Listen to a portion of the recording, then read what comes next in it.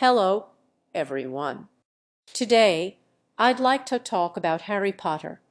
Now, I could do the standard video essay introduction for Harry Potter, you know. It's a series of books, a series of films, video games, a stage play, a whole bunch of merchandise and all that, but we all know who Harry Potter is, right? It'd be better if I started by explaining why I want to talk about Harry Potter today. And there's a few reasons. Firstly, there was recently another round of discussion about Rowling's goblins.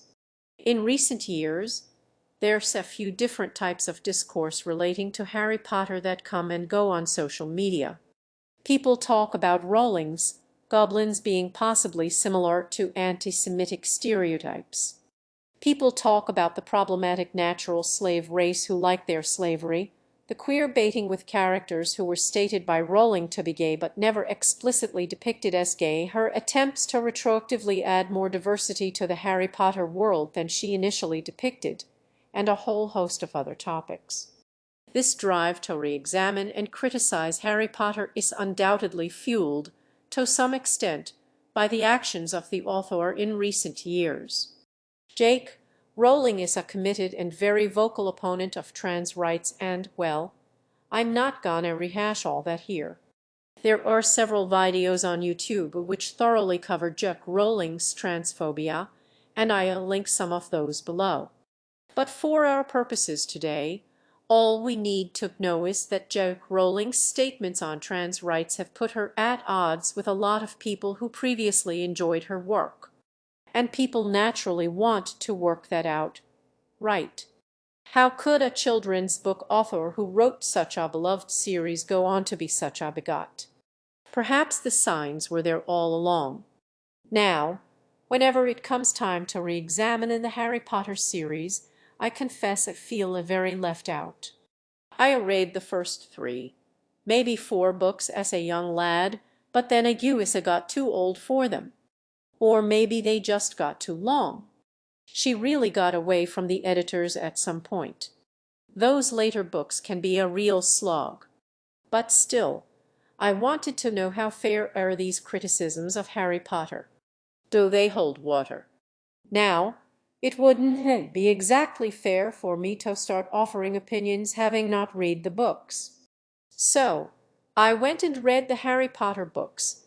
I watched the movies. I watched the Fantastic Beasts movies, which were rubbish and weird. I read a whole bunch of Pottermore articles, the short stories from Hogwarts, the script of the stage play. I even read The Casual Vacancy and a few bits here and there of Rowling's detective series. What all this means is I am now a certified Harry Potter expert, and I can get involved in the discourse entirely guilt-free. So, I'm going to do me own Harry Potter discourse retrospective today. There's a lot to talk about, and I think it's only fitting that we begin at the beginning. So, at the beginning of the first Harry Potter novel, The Philosopher's Stone, we are introduced to Harry's aunt and uncle, the Dursleys, and we follow his uncle Vernon Dursley as he goes about his day, noticing various magical folk celebrating the apparent demise of series antagonist Lord Voldemort. Now, what do we learn about Vernon Dursley in the opening chapters of the first Harry Potter book? Well, he's quick to anger. He is narrow-minded. He dislikes anything out of the ordinary or improper. And he's bigoted towards people he sees as being different from himself. He's conservatively. He and his wife are Rowling's liberal skewering of typical conservatives. She even has Vernon reading the Daily Mail in a later book. Vernon is verbally and physically abusive to Harry because Harry is a little magical lad, and Vernon hates magic.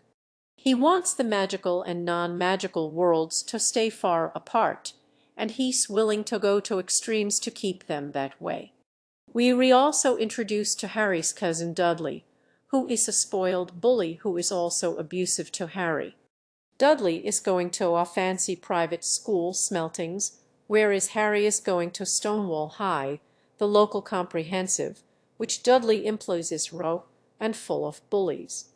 Now, though I think it was intentional that Rowling called the scary school for paws that Harry is worried about attending Stonewall. Probably not, but it is funny now. Now, Harry's first contact with the wizarding world, once he's older than a baby, that is Hagrid, who turns up to deliver Harry's invitation to attend Hogwarts. Now, as he's introduced to us here, Hagrid is, in many regards, exactly the same as Vernon Dursley. Now, if any Harry Potter fans are listening, I'm sure you just raised an eyebrow at me comparing lovable old Hagrid to Harry's uncle Vernon. But if we examine their actions and their beliefs, they are, in many ways, a mirror of each other. Hagrid is quick to anger. He threatens Vernon physically after he insults Albus Dumbledore. Hagrid is physically abusive. He uses magic to disfigure a child because he's having an argument with his father. He gives Dudley a pig's tail, which has to be removed with surgery. Hagrid doesn't like people who are different from him. Muggles. He uses the word muggle not just as a descriptor, but as an insult. It means mundane, dull, and unspecial. Hagrid wants the magical and non-magical worlds to stay far apart, and he's willing to support extremes to keep it that way. When Harry asks why the Ministry of Magic works to keep the existence of magic a secret, Hagrid responds, one of Hagrid's functions in his introduction to Harry here is to serve as comeuppance for the Dursleys, to give them a taste of their own medicine. Hagrid and his magic are divine retribution. Dudley likes to bully people, so he gets bullied by Hagrid. Dudley was going to a fancier school than Harry, now Harry's going to a fancier school than him. Vernon likes to other those different to him, and so he gets othered by Hagrid, made into a muggle. Now, while it might be satisfying from the audience's perspective to watch Dudley, who they know is a bully, be treated the way he treats others, from Hagrid's perspective, he's just disfiguring a child he just met, you know. A similar scene happens in the fourth book, when Fred and George Weasley poison Dudley with a sweet that makes his tongue grow to be a foot long. And then the next chapter opens with Harry and the Weasleys all laughing at Dudley. Now, this is strange. Firstly, the Weasley twins have never met Dudley before, so they poison him off second-hand information, basically. But also it's strange because Rowling forgets to have Dudley do anything bad in the opening of the fourth book. He doesn't do anything to Harry or anyone else. Rowling just coasting off his previous bad behavior in the earlier books. Well, actually, I tell a lie. Dudley does do one thing that Jack Rowling considers to be very bad and worthy of punishment, and that is be overweight. Just in Goblet of Fire, for instance, we retreated to descriptions of Dudley being as big as a killer whale, being wider than he is tall, too fat to hide behind his parents. We hear about his porky hands, his piggy eyes, massive backside. And the comic relief of the opening chapters is that Dudley is struggling to stay on a diet. Harry even mocks him about this before sneaking off to eat some cakes that he's concealed. This is all why it's funny that Dudley later eats a poisoned sweet, I suppose. This is one of the things that really jumped out at me reading the Harry Potter books, just how much time is devoted early on in each story to making fun of Dudley for being overweight. Rowling just really seems to have it in for fat people, and she gets worse in the casual vacancy published after the Harry Potter books when one unsympathetic character is introduced in the following way. He was an extravagantly obese man of 64. A great apron of stomach fell so far down in front of his thighs that most people thought instantly of his penis when they first clapped eyes on him, wondering when he had last seen it, how he washed it, how he managed to perform any of the acts for which a penis is designed.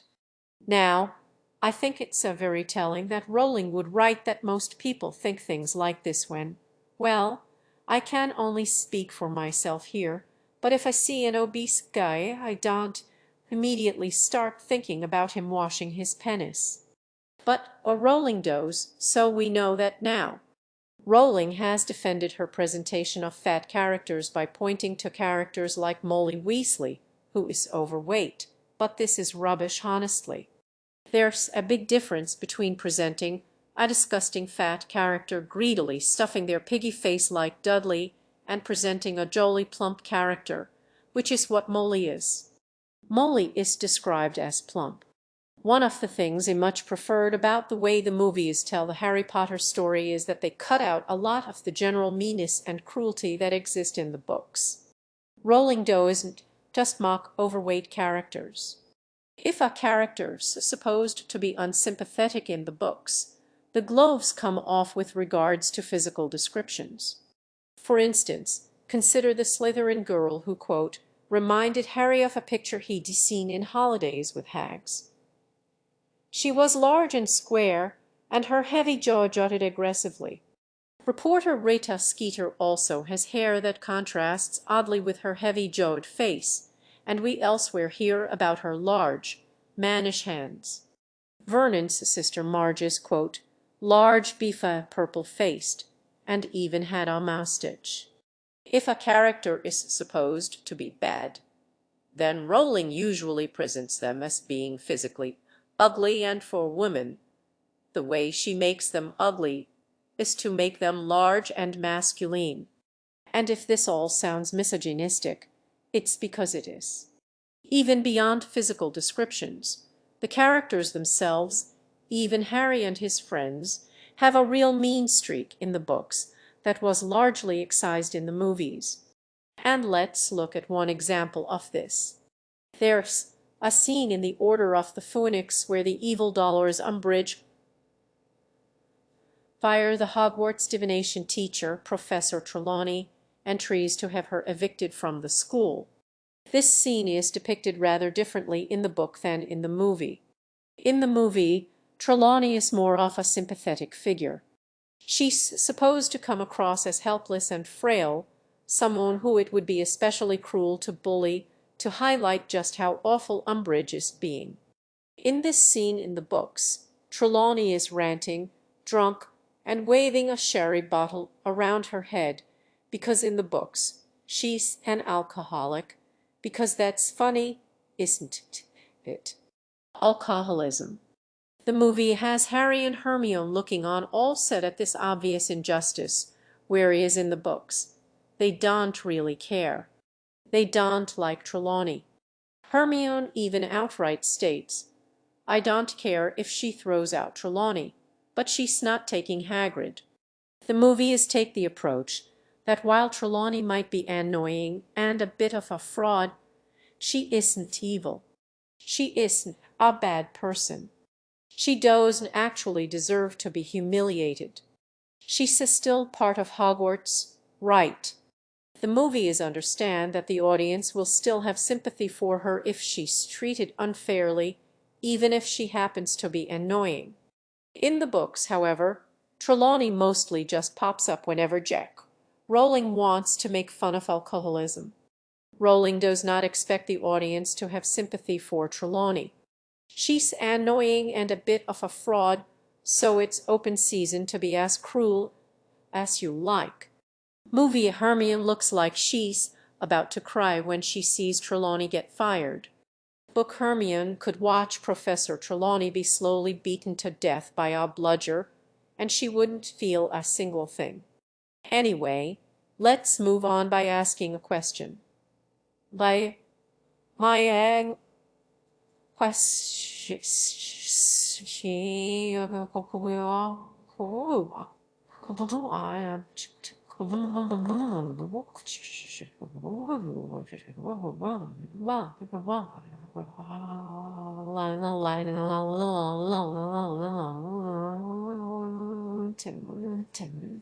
So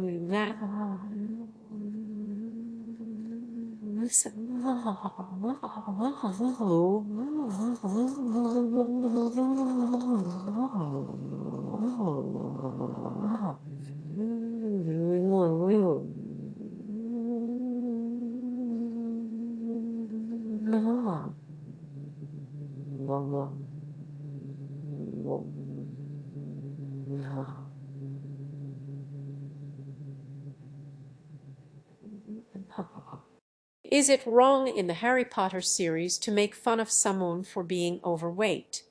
Now, the obvious answer, you might think, is no, because Harry makes fun of Dudley for being overweight.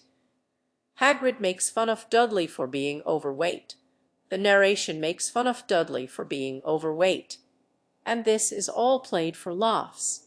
It's not presented as the same type of bullying as Dudley's bullying. It's not considered deserving of retribution. However, we also see both Draco Malfoy and Vernon Dursley make fun of Molly Weasley for being overweight, something which outrages Harry and his friends. It's understood that it's wrong to make fun of Molly for being overweight. When Draco insults Molly's weight, it isn't played for laughs. It's used to illustrate how rude and insulting Draco is. So is it wrong to make fun of someone for being overweight? And the answer is it depends on if you re a good or a bad person, and whether your target is a good or a bad person. But whether you re a good or a bad person is totally divorced from whether or not you mock people for their weight. Now, this is just one example, obviously, but this disconnect is typical for most actions in the Harry Potter stories. What is done is so important compared to who is doing it. Outside of extreme examples, like murdering a bunch of people, there aren't really good or bad actions in the Harry Potter universe. There are only good and bad teams, sometimes literal good and bad teams. Characters are assigned good or bad as labels, and whether their actions are considered good or bad follows from that.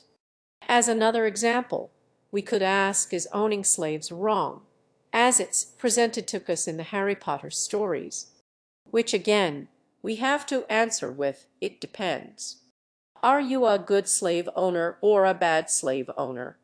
Now, just to head off a potential criticism here, you might say, Scene, what are you expecting here, morality-wise, from the children's book series written for little babies?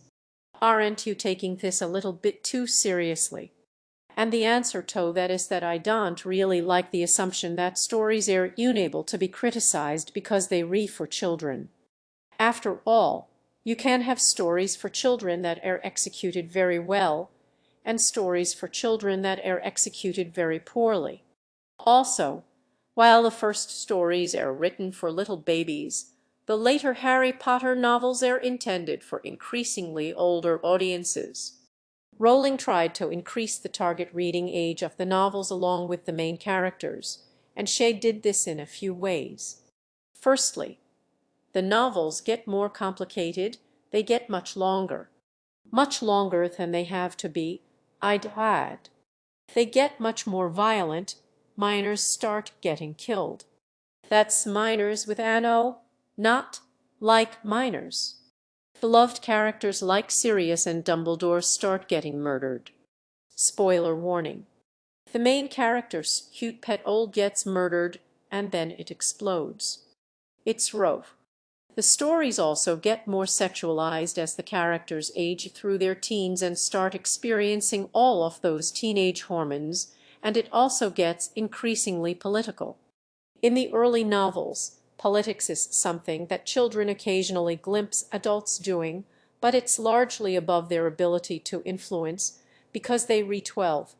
Later, however, the politics of the wizarding world become a key component of the stories. The Ministry of Magic becomes an important setting, the Minister of Magic an important character, and the actual non-wizarding Prime Minister is a point of view character in Book 6. So how does this aging up and complicating of the series relate to the presentation of good and evil? Well, when the series starts, Things are very simplistic. Basically, all evil in the wizarding world stems from Voldemort. If someone is bad, it's because they are a follower of Voldemort, or the child of a follower of Voldemort. Everyone in Slytherin is bad because they are the bad team. Things are very black and white. Now, despite attempting to mature other aspects of the series, Rowling never gets away from this overly simplistic presentation of morality. She makes a few attempts, but they prove to be false starts. She always ends up right back here in the first novel, where all evil stems from Voldemort, who murders people because he's bad. And it makes for rather frustrating reading.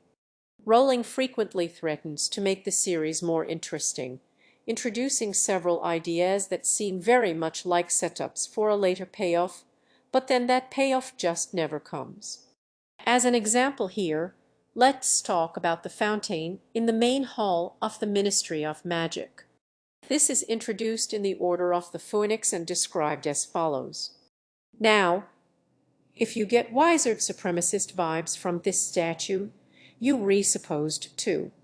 This is all a conscious reference to real-world statues that give off white supremacist colonialist vibes, featuring usually white men in positions of power, lording over their presumed inferiors. So in this statue, you've got a wizard holding up his wand, the symbol of his power above the lesser races, who were forbidden by the Ministry of Magic to use wands themselves. That's an idea introduced in Book 4. The House Elves are a slave race. The centaurs are classified as beasts and restricted to particular territories. Even the goblins who run the wizard banking system don't have equal rights. This statue is important later on, as it's the site of the duel between Dumbledore and Voldemort. The statues either get destroyed or are brought to life to participate in the duel, and Voldemort ends up standing on the statue's plinth. And this is the site of the reveal of Voldemort's return to wider wizarding society. Right. So this is a very simple metaphor, you would think. This statue is a literal monument to the hypocrisies and inequalities in the wizarding world. And it's here that Voldemort is revealed to the world because it's from this inequality and hypocrisy that he draws his power. It turns out that not all evil in the world stems from Voldemort. Quite the opposite, in fact. Voldemort's authoritarian violence and desire for control is merely an extension of the systems that already exist in the world. The Ministry has no argument against Voldemort on an ethical level. The wizards own slaves, they run a torture prison, they deny equal rights to non-wizards. There are actually repeated worries in the novels that Voldemort will draw various races of creatures to his side, specifically because he might be able to offer them a better life than what the wizard supremacist ministry is currently imposing upon them. We even learn later that Voldemort was able to literally get away with a murder he committed by framing a house elf, something he knew would not be investigated due to discrimination against house elves. So the systemic inequalities and discrimination in the wizarding world enforced by the Ministry of Magic are providing both the opportunity and ideological groundwork for Voldemort to rise to power. Crucially, Voldemort's ideal world is fundamentally different to the one currently enforced by the Ministry.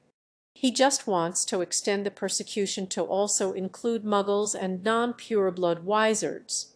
He wants to discriminate against certain humans, like the wizards as a whole already discriminate against the other races. This is seen when Voldemort gets to redecorate the Ministry in the last novel, and he puts his own statue in place which has a witch and a wizard sitting on a throne of Muggles. Unless you think I'm reading into these statues too much, Dumbledore explicitly states after his duel with Voldemort, "The fountain we destroyed tonight told a lie.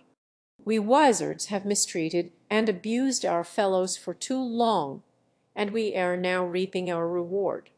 Now, having set all of this up, you might expect Rowling to then do something with it.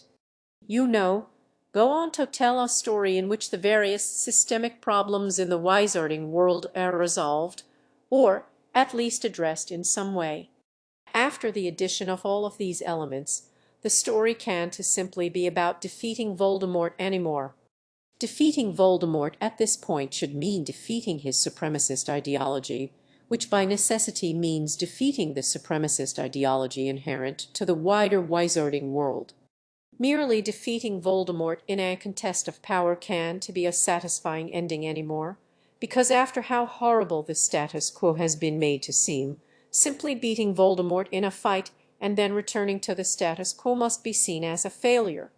Anyway, spoiler alert, none of this gets resolved. Voldemort's defeated despite it all, and the final sentence of the novels is all was well. All is well but yous. We are keeping the slaves. We re the good guys. So you might be asking, why put in all of these elements if they re not going to be utilized?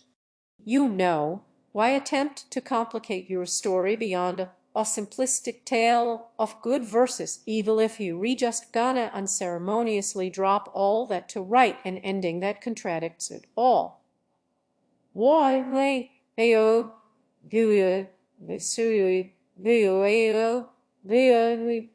you do you so do well you do I so do so do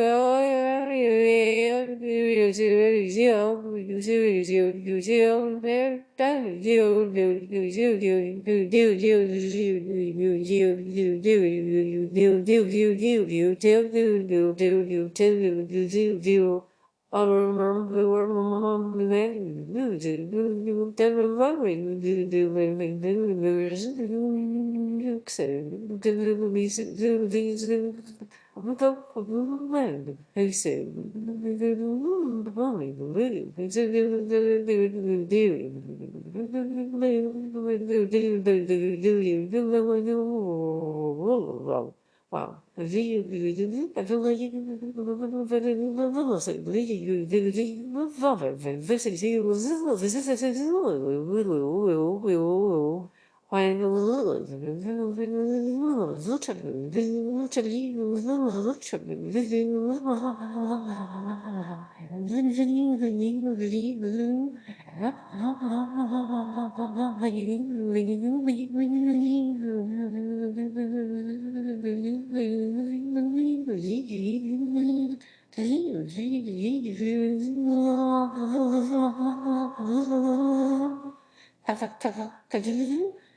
You know, what is Jack Rowling doing? One of Rowling's flaws as a writer relates to her not planning ahead, not just with the politics and morality of the series, but with everything. She often introduces elements to her world with apparently no thought as to the later consequences. And for a very fun example of this, let's talk about time turners. So time turners are little portable time machines that enable the user to go back in time. They reintroduced in The Prisoner of Azkaban, and Harry and Hermione use one at the climax of the story to save and free Buckbeak the Hippogriff and Harry's godfather Sirius Black, which you know is fine in and of itself. However, the potential problem with introducing time travel to your fantasy series is that your fantasy series has time travel in it now. So going forward, you have to account for the fact that characters can travel through time to resolve problems. Otherwise, anytime anything unfortunate happens, everyone will be asking why the characters aren't using their time machine to fix it. One way to do this is to make time travel difficult to accomplish somehow. So thinking ahead, you impose limits on the way the time travel mechanism can be used.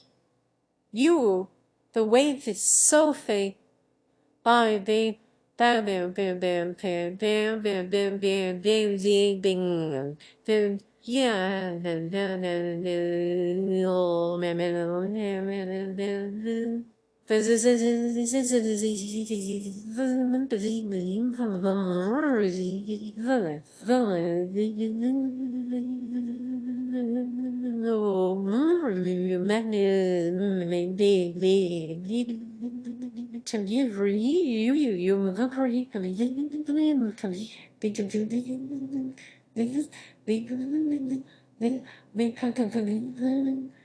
Nếu thật vì là có hệ nam ra tình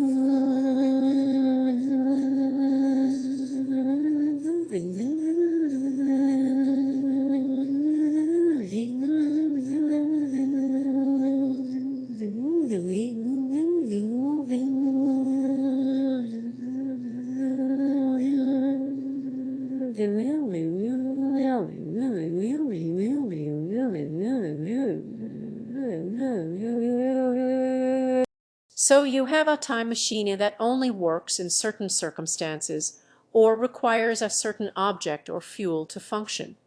Or the Discworld novel Night Watch, for instance, features time travel as the result of a magical accident, so it's not easily repeatable going forward. Rowling's time machines, on the other hand, are small, easily portable, apparently infinitely usable, and they reintroduced because one is handed out to a 13-year-old so she can do extra homework. And you know what? If they were just used as a comedic bit, that's fine. You could say they only work on trivial things, like Hermione can take extra classes at Wizard School, say, but you couldn't use them to save a life or anything dramatic like that. But then the time turner is used in the conclusion of the story to save Sirius and Buckbeak. So now you've got an indeterminate amount of these little time machines in your stories that have no limits on their use. They can apparently do anything, and they re-handing them out to actual children. Now, the next novel in the series, The Goblet of Fire, features the death at the end of the book of beloved character Cedric Diggory. I'm assuming he was beloved. Somebody probably loved him. Somebody probably love.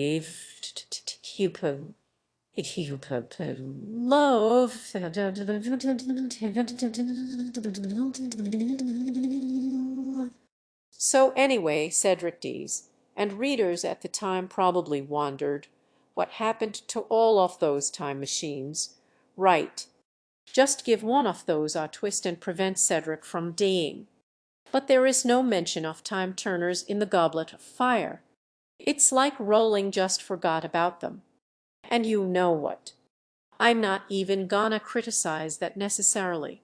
Rowling thought of one story with time machines in it, and then she didn't want to deal with them anymore, so she didn't. And if she left it there, I'd actually kind of respect that. That's what the movies did, after all. Because ultimately, it doesn't really matter. Does it? It's not a fatal flaw if your fun fantasy series isn't that coherently planned out.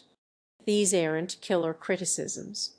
If Rowling just never addressed the time turners again, most of her audience wouldn't care too much. CinemaSins would ding it. You'd maybe have a few YouTube videos or BuzzFeed articles called like The Dark Side of Harry Potter. Why didn't the Wizards use a time machine to stop Hitler? Or whatever. But again, that's just for fun criticism. It wouldn't really matter. Why didn't the Eagles fly their ring into Mount Doom? Because they didn't. You know, whatever. Plus, setting your story in a magic school gives you very generous space for literal, a wizard did it plot hole explanations. Right. It would be very easy for Rowling to say, time turners can't undo the killing curse, or whatever. If you use a time machine to save someone who gets killing cursed, they just die anyway, so it would be pointless to save Cedric. There you go. Simple explanation based on magical rules of which she is the master, so there to be no way to argue with that. The problem is, Rowling can't leave well enough alone when it comes to the time-turners, and she did a series of very strange and funny things.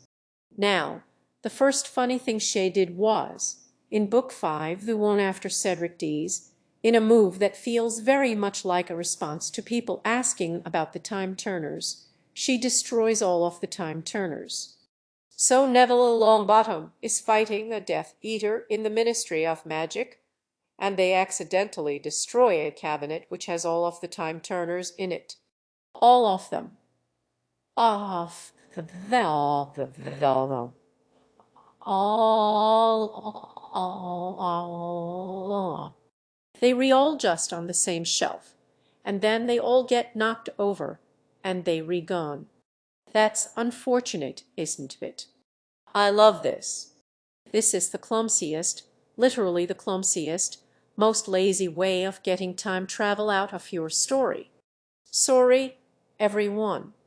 Neville knocked time travel over, so we can't do that anymore. It's brilliant. Now, the next funny thing she did, again, in a move that feels very much like a response to people asking about Cedric Diggory, is show us just how horrible the world would be if Cedric Diggory survived. So Harry Potter and the Cursed Child is a stage play which is based on a story written by Rowling. In that play, Harry Potter's son goes back in time using a time-turner in order to save the life of Cedric Diggory, and he saves Cedric's life by making him lose the Triwizard Tournament, meaning he doesn't touch the portkey at the end and so hasn't at the end of the Goblet of Fire for Voldemort to order his death.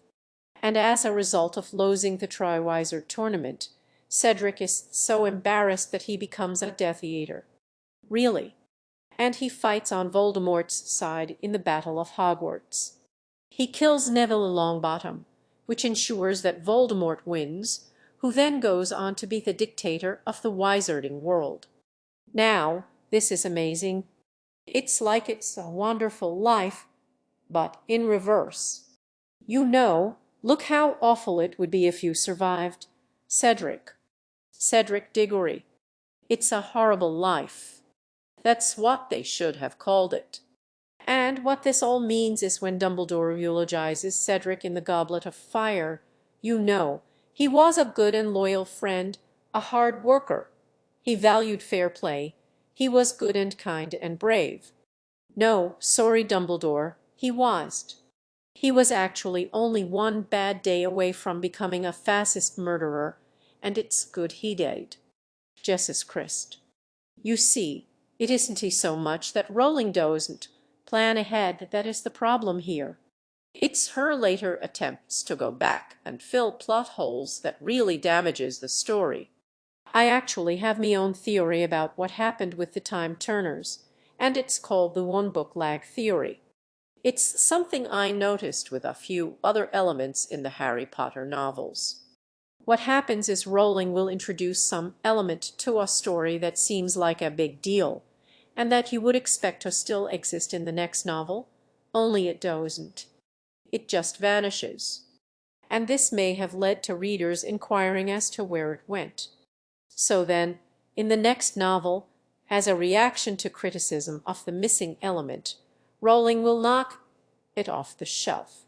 So we get time travel introduced in Book 3, it vanishes for Book 4, then falls off the shelf in Book 5. And there's another of these in the second book, The Chamber of Secrets. In that novel, the poverty of the Weasley family is a repeated theme.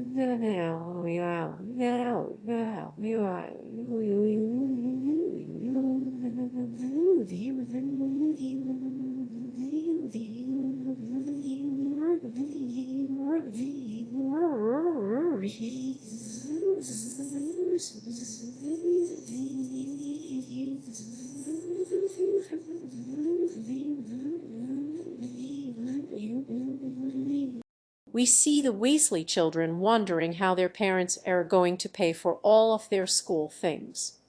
The Weasley boys get hand-me-downs, but the parents need to buy all new things for their daughter Ginny.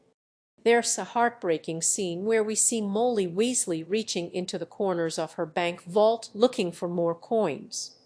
And through all this, Harry feels embarrassed and guilty because not only are the Weasley family keeping him as a guest, he's rich. He's got a huge pile of gold that his parents left for him. Then, to make matters worse, Ron and Harry steal the Weasleys' car, and not only lose it, Ron's dad gets a huge fine for owning it illegally. So on the one hand, Harry has a guilty conscience about costing the Weasleys so much gold. And on the other hand, he has a giant pile of gold. Now, the repeated mentions of both the poverty of the Weasley family and of Harry's guilt creates an expectation for the audience that this will be resolved in some way. And the payoff to this seeming setup is nothing. They're just as torn. The Weasleys are poor, Harry is rich and costs them a whole bunch of money and feels bad about it. And that's it. No conclusion. Now, technically, he saves Ginny's life at the end of the story, so you can see that as a payoff to what Harry owes the Weasleys if you like, but I find that unsatisfying. I don't believe that if a different student, say Neville, had been kidnapped by an evil book, Harry would have been like, well, I don't owe Neville's family any money, so I'm not getting involved. No, he would have saved the day anyway. This ending has nothing to do with the poverty theme. And I find this all a little frustrating in light of something which happens in the very first novel, the first time that Harry meets Ron. In this initial meeting on the train to Hogwarts, Ron can't afford to buy food from the trolley, and he's got some horrible sandwiches his mum made for him that he doesn't even like. Harry can afford to buy food from the trolley and wants to share it with Ron, so he offers to trade for some of Ron's sandwiches. Now, I like this scene. I like a scene. Things. It's nice. We're relearning about our main characters. Right. Ron is poor and embarrassed about that. Harry was poor, but then was suddenly made very rich, and he's embarrassed about that. Harry wants to share with Ron. He values friendship more than money, but he's also emotionally intelligent enough to navigate doing so without hurting Ron's feelings, hence pretending he wants some of Ron's horrible sandwiches. And if you liked this early instance of the characters managing to overcome their social embarrassment in order to share with each other, I hope you got your fill, because it's not going to be happening again. A case in point here. Ron's wand in the Chamber of Secrets. Ron's wand gets broken early on in the story. He needs a new wand, but he doesn't want to write home asking for one because he doesn't want his parents to be mad at him for breaking it, and it's not like they can afford the expense anyway. Every time Ron's broken wand came up in the story, I was thinking, why doesn't Harry just buy Ron a new wand? You know, he can't afford it, Ron can't, and Harry's just watching his best friend all year try to use this broken wand that backfires and injures him, and he's not doing anything. Why isn't he doing anything? So we can say maybe it's embarrassing to buy your friend a wand, but as shown in the previous novel, Harry is supposed to be emotionally intelligent enough to navigate these sorts of interactions. So the sort of thing he could do is give Ron a wand on an occasion that it's appropriate to get other people presents, right? Say, Ron's birthday or Christmas. Hogwarts celebrates Christmas, you see, and the characters give each other presents. For instance, in the Chamber of Secrets, Harry gets a tin of fudge from Hagrid.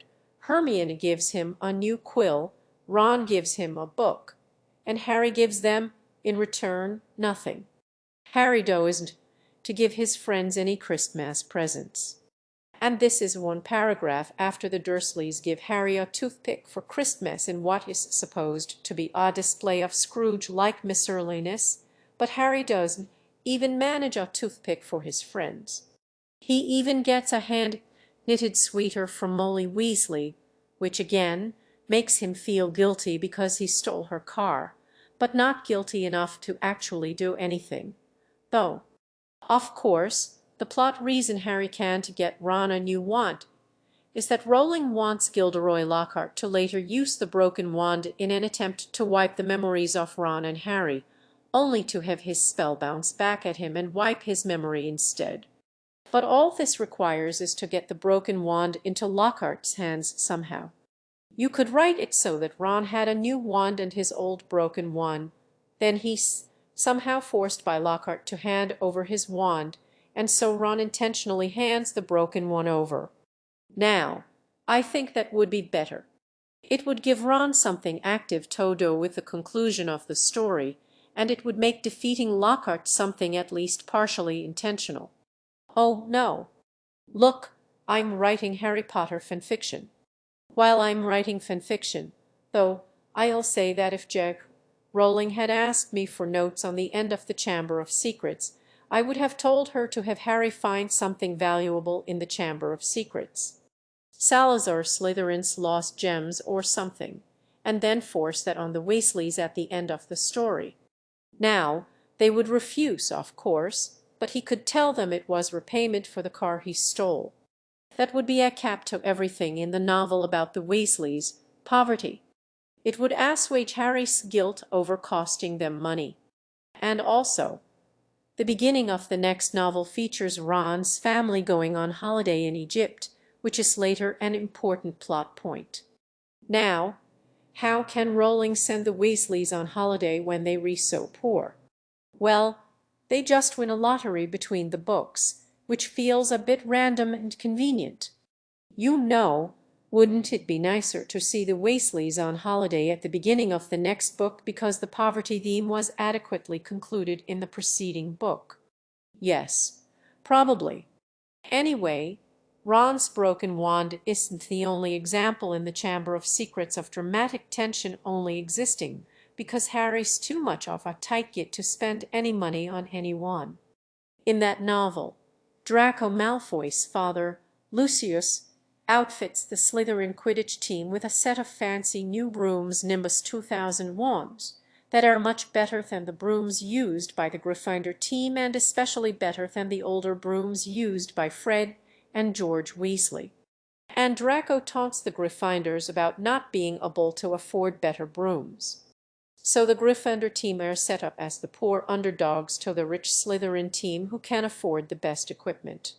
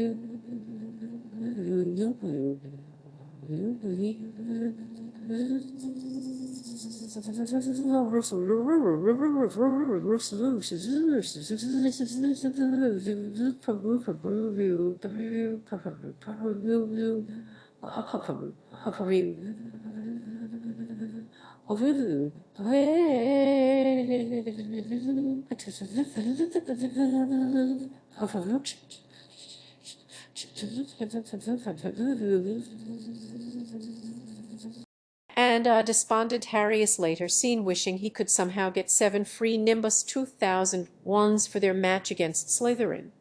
You know, if only the Gryffindor team also had a rich benefactor with a huge pile of gold and a desire to get them some new brooms. Alice. Now, reading this, I was thinking, obviously Harry made you rich. Why do you want free brooms? Just buy some brooms. Harry didn't even buy his own broom. That was gifted to him by Professor McGonagall, the head of Gryffindor House. And that's a point, actually. When Lucius buys new brooms for the Slytherins, or Snape is seen helping the Slytherin team out by letting them train when the Gryffindors had the field booked or whatever, it's presented as a sneaky, unfair thing to do. But when McGonagall tips the scales in the favor of Hare House Quidditch team by anonymously buying their seeker a professional racing broom, it's like oh, what a lovely gift. Because remember, there are no good or bad actions in Harry Potter. There are only good and bad teams. And you can tell the bad team because they read ugly and fat and covered in snakes.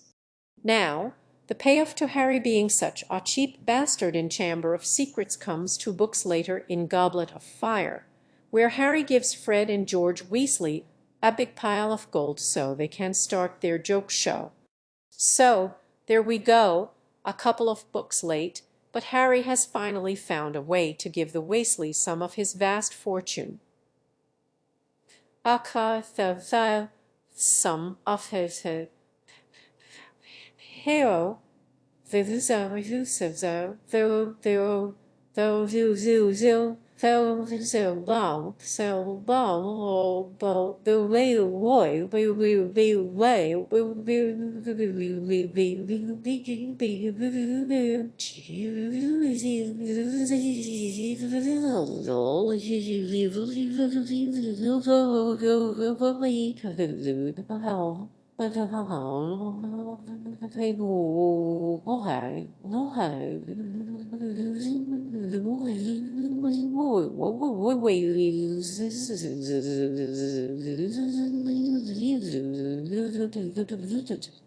He got there in the end. Except not really. You see, the money that Harry gives to Fred and George Weasley is his winnings from the Triwizard Tournament, and that wasn't really his money, was it? The tournament was rigged in Harry's favor by one of Voldemort's followers. Harry never would have won it by himself. Now, it's still fine for Harry to give the money to Fred and George, but this isn't really him being generous, because keeping the money at all would be wrong here.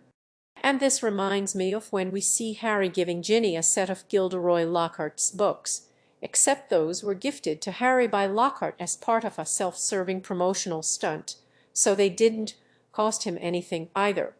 When it comes to Harry's money, Rowling wants it 2 ways. She wants the wish-fulfillment Cinderella fantasy of the main character being whisked away from poverty to a world in which they be rich and famous and important, and she also wants to have dramatic story elements centered around poverty, story elements that could be easily solved by Harry's wealth. And the result of trying to have it both ways here is to just make Harry Potter look like kind of a selfish jerk. Now, I confess I might be off in assigning these disappointing $2 late payoffs to Rowling's adversarial relationship with feedback, but that's just how it reads to me. You know, you brats keep asking about the time turners.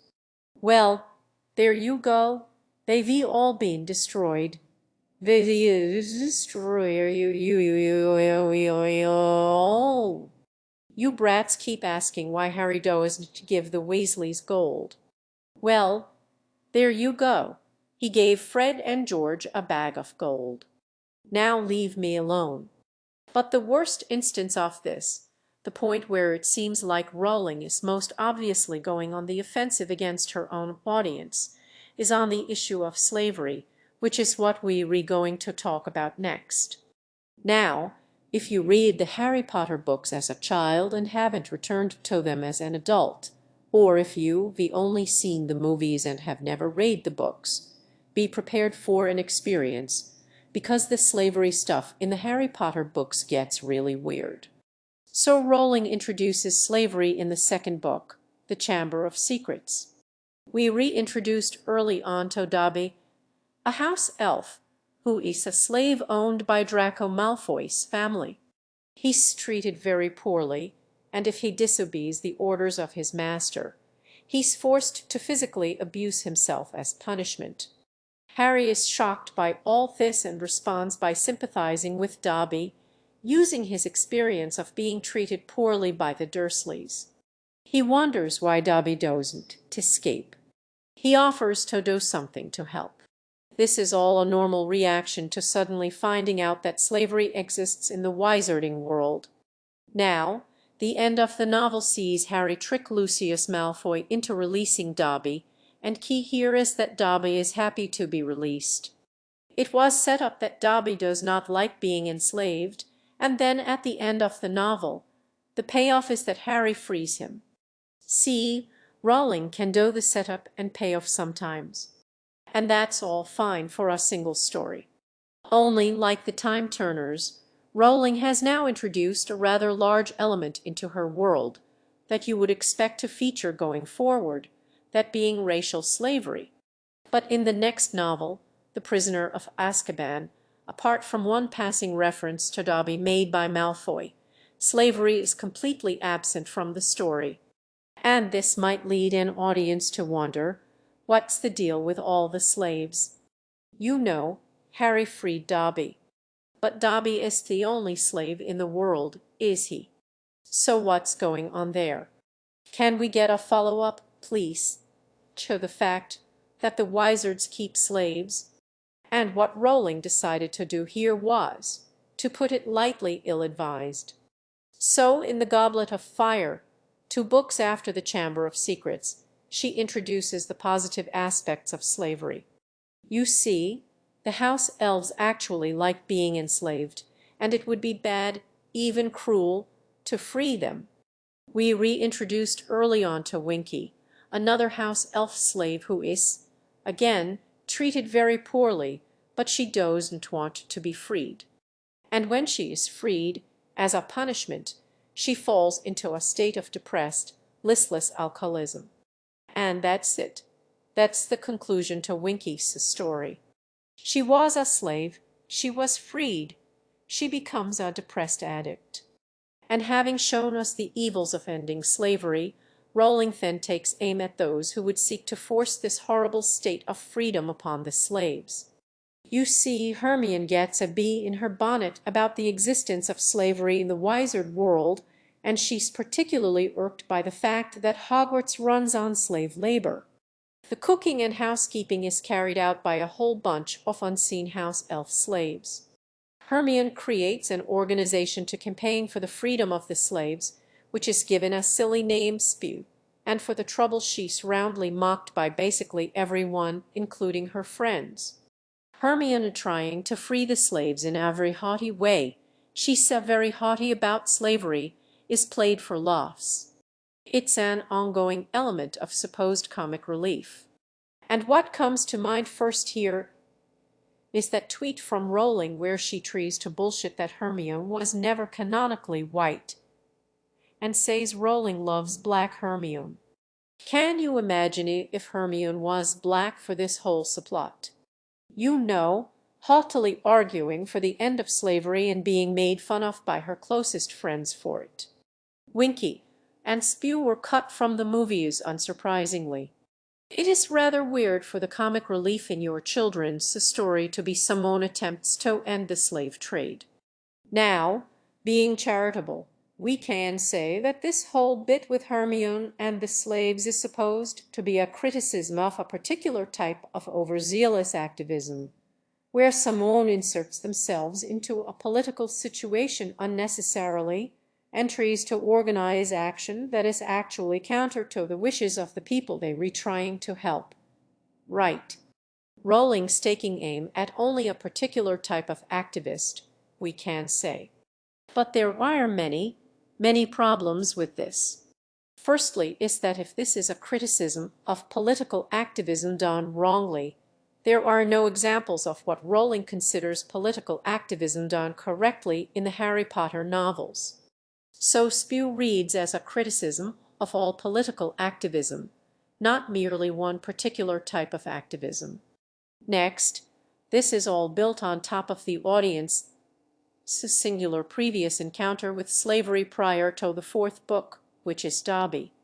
Now Dobby didn't like being enslaved, and he was happy to be freed, which becomes confusing whilst Rowling tries to backpedal and say, actually, the elves like slavery because Dobby's an elf, and he doesn't like slavery. And she deals with this by saying that Dobby's just weird. And I want to talk about the scene in which we find out that Dobby is weird for not wanting to be a slave, because it really highlights just how poorly thought out this whole slavery bit is. So Hermione asks Hagrid to join her elf activism group, to which Hagrid responds, "But Harry set Dobby free and he was over the moon about it," said Hermione, "and we hear he's asking for wages now." Yeah, well, you get weirdos in every breed. I am not saying there isn't the odd elf who'd take freedom, but you all never persuade most of them to do it. So this is probably my favorite retcon ever. What, you thought Dobby was happy to be freed because slavery's bad? Well, guess what? Nerd. Actually, slavery rules and Dobby's just weird for not liking it. And on the one hand, this is funny, but on the other, it's rather frustrating, right? This scene is set in Hagrid's hut, and Hagrid, Ron, Harry, and Hermione are present.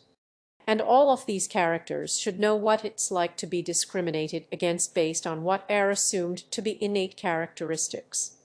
Hagrid is half-giant and has been persecuted because he's assumed to therefore be violent and dangerous. Hermione is Muggle-born and is subjected to racial abuse because of that. Ron's family is pureblood but is looked down upon for associating with Muggle-borns like Hermione. And Harry not only has his whole chosen one special destiny thing going on, he has a history of being abused by the Dursleys on account of being born a wizard, right?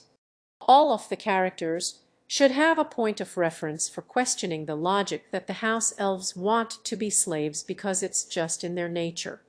But with the exception of Hermione, they aren't questioning it. Actually, even when it comes to Hermione, there is nothing in the text that directly states she is so invested in campaigning for the elves because of her own experience of suffering racial discrimination.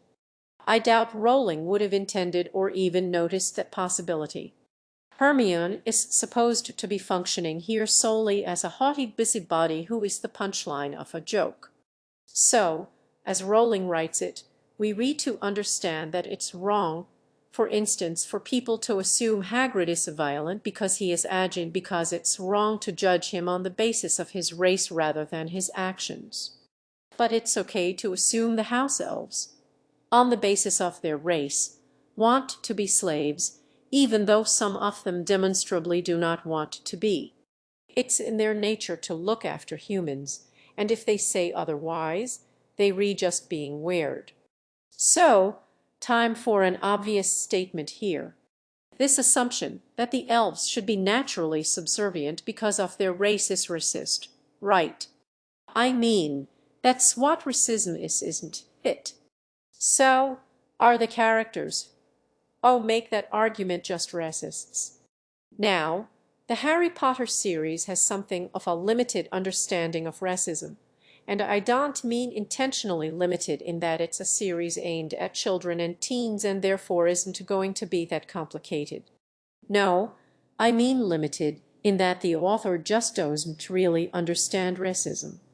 Now, don't get me wrong, Rowling understands that racism is bad, and she often makes her characters who are the bad good guys be racists. But where she trips up is when she tries to understand and counter that racism. And to show you what I mean, let's talk through a couple of instances of racism in the books. So, Harry's first encounter with racism in the Wizard world is when he meets Malfoy in Diagon Alley in Book 1, and Malfoy states that he thinks Hogwarts should admit witches and wizards from Muggle families.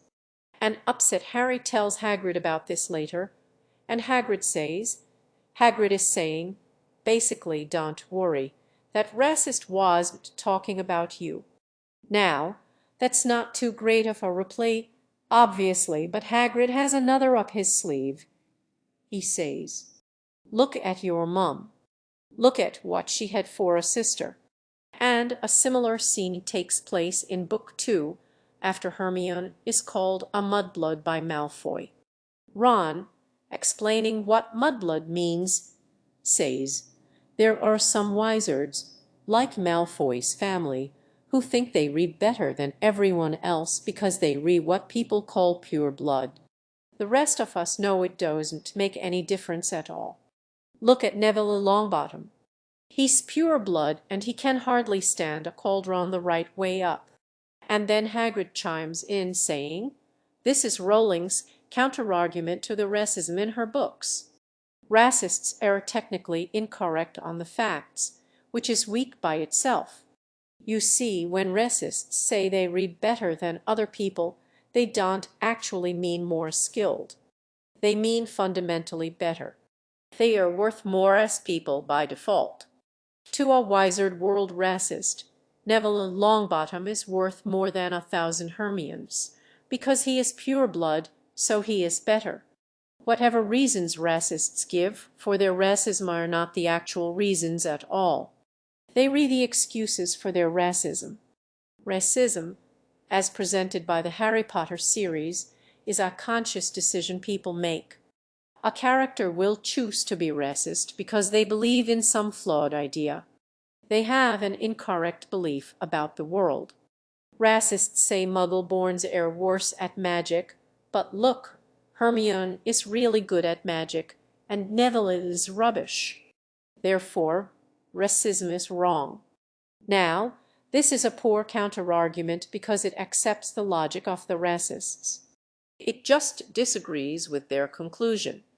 And what does this say to Hermione? Exactly. You know, if you were bad at magic, Malfoy would be right to be racist about you. It's a good job you do your homework, Hermione.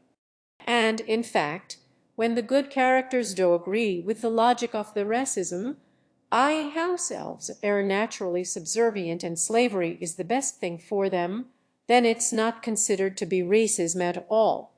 It's just common sense.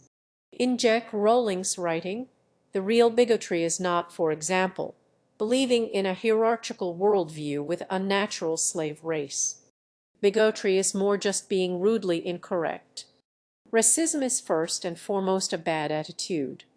And I'd argue that this view of racism in which it's a thing consciously engaged in with intentional rudeness, is why Rowling is ignorant of her own racism.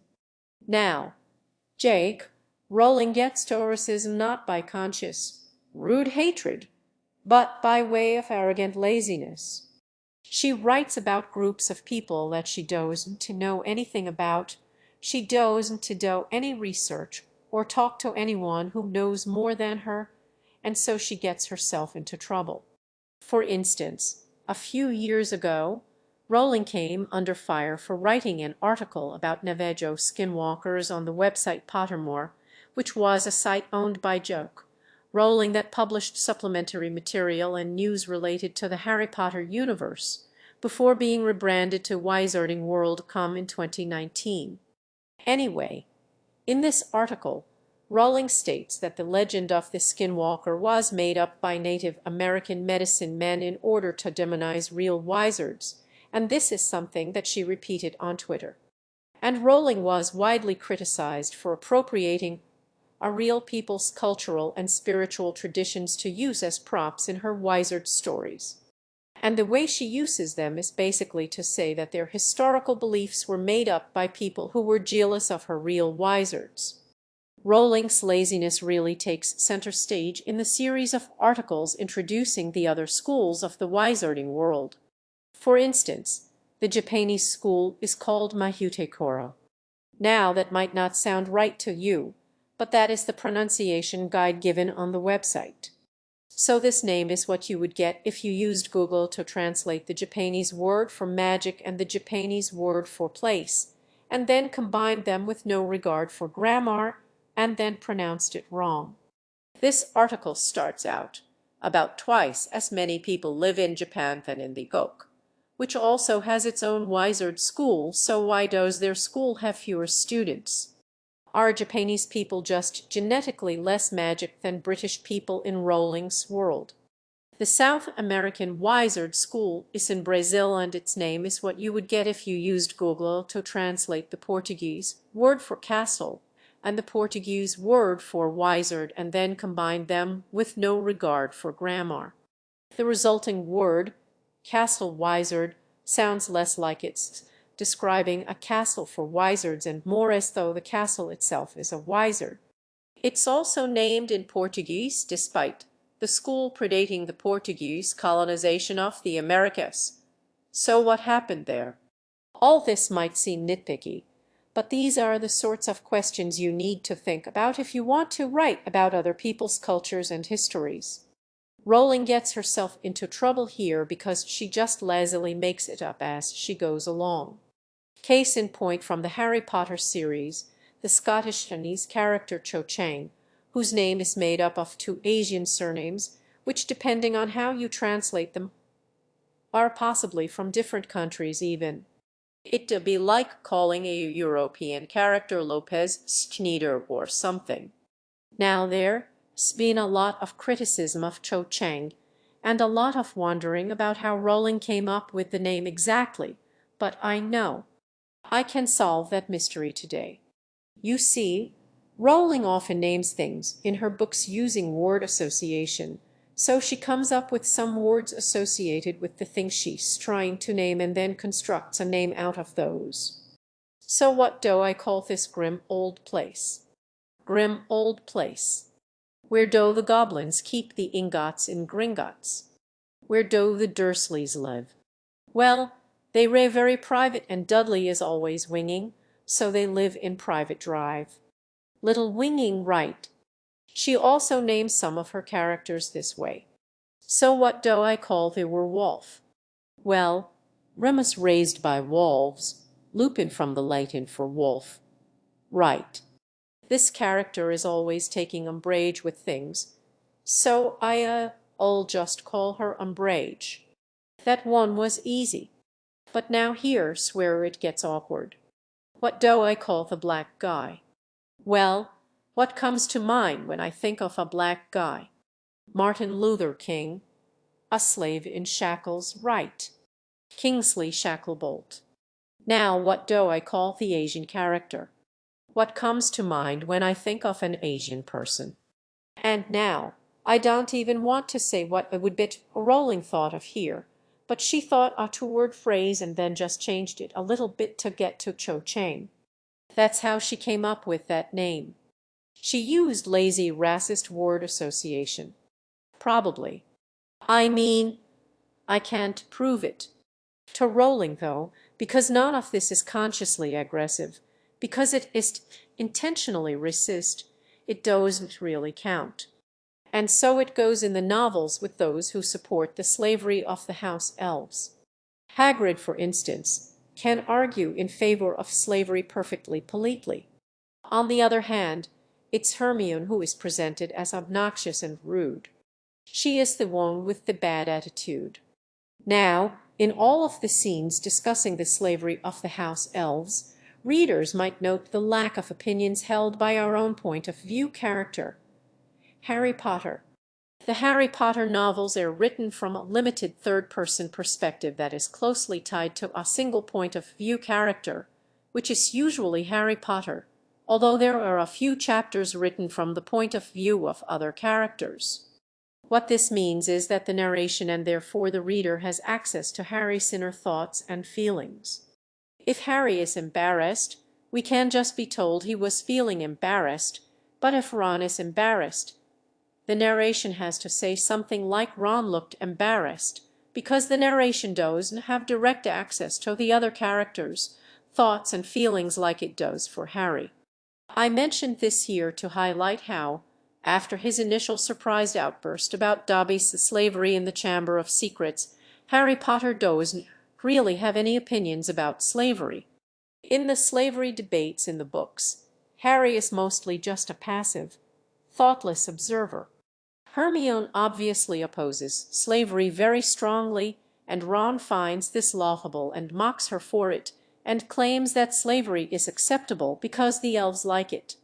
But Harry, our point of view character, just sits there silently, not thinking anything for the most part. When he does voice an opinion, it's only to wonder when Hermione is gonna give up on the activism thing. Unaz, on the Zealand, on the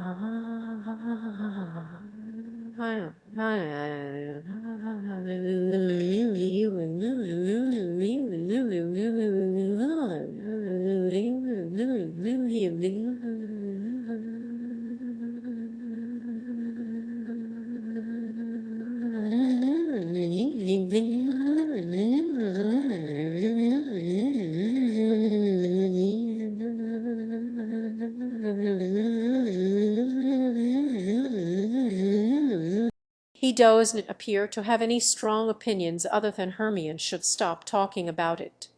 Even when Harry finds out that Professor Slughorn has been using a Hogwarts house elf to test his drinks for deadly poison, this is after one of his drinks was actually poisoned. By the way, Harry's only thought is how outraged Hermione would be if she heard about that. When our hero, Harry Potter, hears that his teacher is testing what is potentially fatal poison on slaves, we just thought, whoa, it's a good job Hermione isn't here because she'd probably be really annoying about this.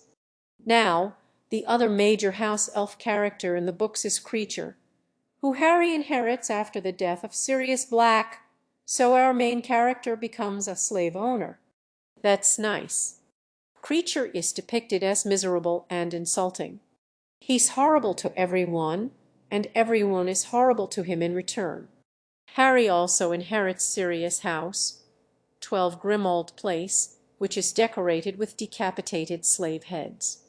And in the novel where this house first appears, The Order of the Phoenix, at Christmas time, our main characters decorate the house for Christmas, which involves putting little Father Christmas hats and beards on the slave heads.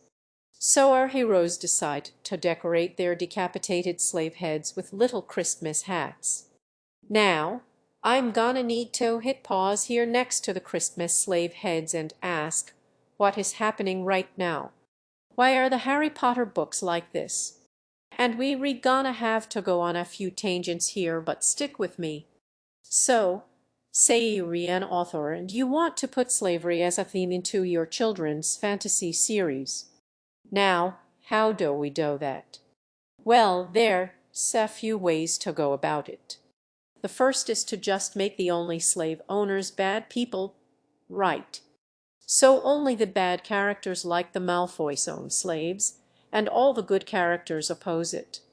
Maybe there's a political effort to free the slaves, but the old racist pureblood families keep using their wealth and power to block it, right? So you've got a very clear good-bad dividing line on the issue of slavery. That's the simplistic, straightforward way to do it. The more complicated way to do it is have slavery be a systemic issue, inherent to the whole wizarding society. And at first glance, it seems that this is what Rowling going for. Characters who are otherwise presented as good people defend slavery. Hagrid argues it's in their nature. Ron says they like being slaves. Molly wishes she had a slave to do the laundry even though she can do housework by magic, and so on. And this systemic problem is even explicitly tied to the rise of the main antagonist of the series. Now, you might expect the main character of this story to be an outsider, freshly introduced into the wizarding world, who can see through the inequalities that they take for granted, who can introduce a new perspective. But Harry is not given that role. It's given instead to Hermione, and only to mock how silly it is. Now, the real issue comes at the end of this story, because if you want to have a happy ending where your characters triumph, where evil is conquered, where all is well, then the systemic problem of slavery requires a systemic resolution. The slaves have to be freed, or all is not well, is it? But what we need to understand here is that Jack Rowling can't free the slaves in her story. This is the reason she has to backpedal slavery into not being that bad, because after she introduces it, she can't fundamentally change it, and she can't do that because of her real-world political beliefs. And to understand those, we need to talk about neoliberalism. Now, whenever the politics of Harry Potter are brought up online, someone will post this screen cap from an image board where the author of the post lays what they see as the failings of the Harry Potter story at the feet of Jack Rowling being, quote, a liberal, centrist Blairite who doesn't really believe in anything. But is this accurate, and what does it mean exactly? So, very quick, in 1979, Margaret Thatcher came to power in the UK. Yes, sorry we redoing this. Her government was in power throughout the 80s and enforced and oversaw a national political realignment. Previously, in the period after World War II, the UK instituted various welfare reforms paid for by high taxes, a national health care service was established, there was wide support for trade unions, and various industries and services were nationalized, that is, brought into public ownership. Now, Thatcher's government can be characterized as a total shift away from all of this. Unions were broken up, national industries and services were privatized and sold off, there were tax cuts for the rich, and there was a whole bunch of financial deregulation. This was a philosophy of smaller government, of diminishing collective action, and a greater emphasis on individual responsibility. Thatcher even once stated, quote, "There is no such thing as society. There are individual men and women, and there are families," which of course doesn't make any sense. Now, after Thatcher came to power, there were 18 years of Conservative rule in the woke, and this led to Tony Blair rebranding the Labour Party to New Labour, and shifting the party to the right to appeal to Conservative voters. So Blair abandoned Labour's previous support for renationalisation and embraced the free market. He moved away from seeking an equality of outcome and towards a supposedly meritocratic equality of opportunity. Everyone should have the opportunity to succeed. He basically said to the Conservatives, "We are not going to fight you on how the economy should fundamentally be organized. You win. We give up. We now have the same aims in that regard. We are no longer going to be seeking any serious structural change. We are going to keep things organized as they are. We are just going to argue that we can run things more competently than you can." Thatcher is said to have later claimed that the rebranding of Labour to New Labour was her greatest political accomplishment.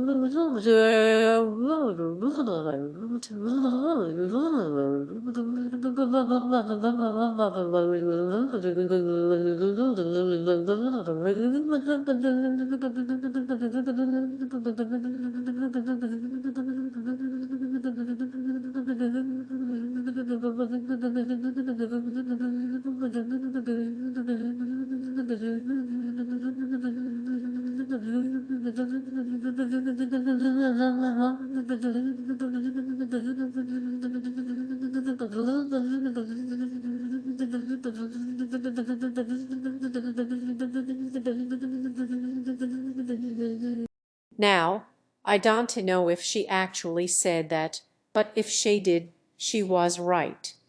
Now, if you read from the US and want to understand all this, you can swap Thatcher out for Reagan and Blair for Bill Clinton, and you will have a rough outline.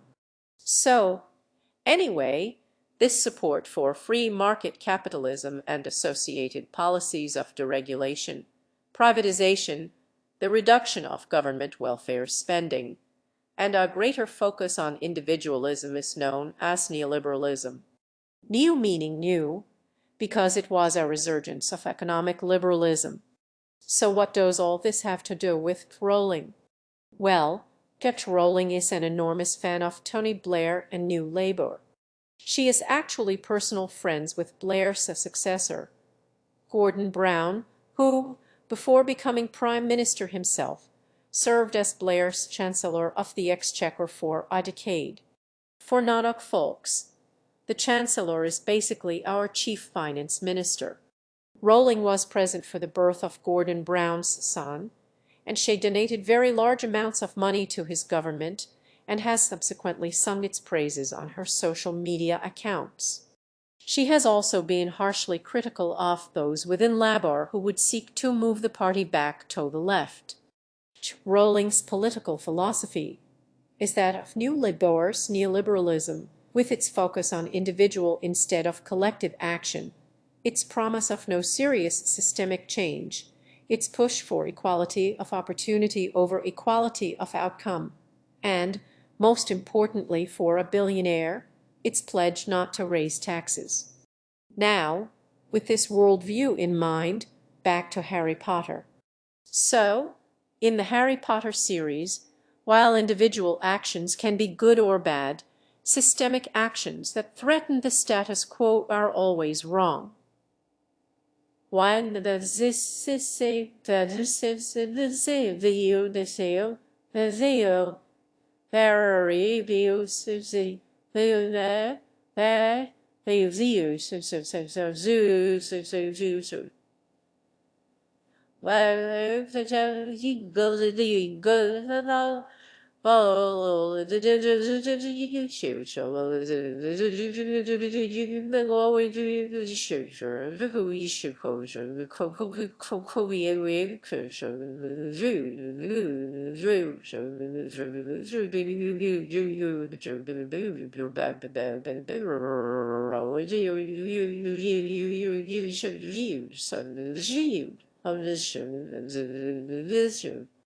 systemic change is always wrong.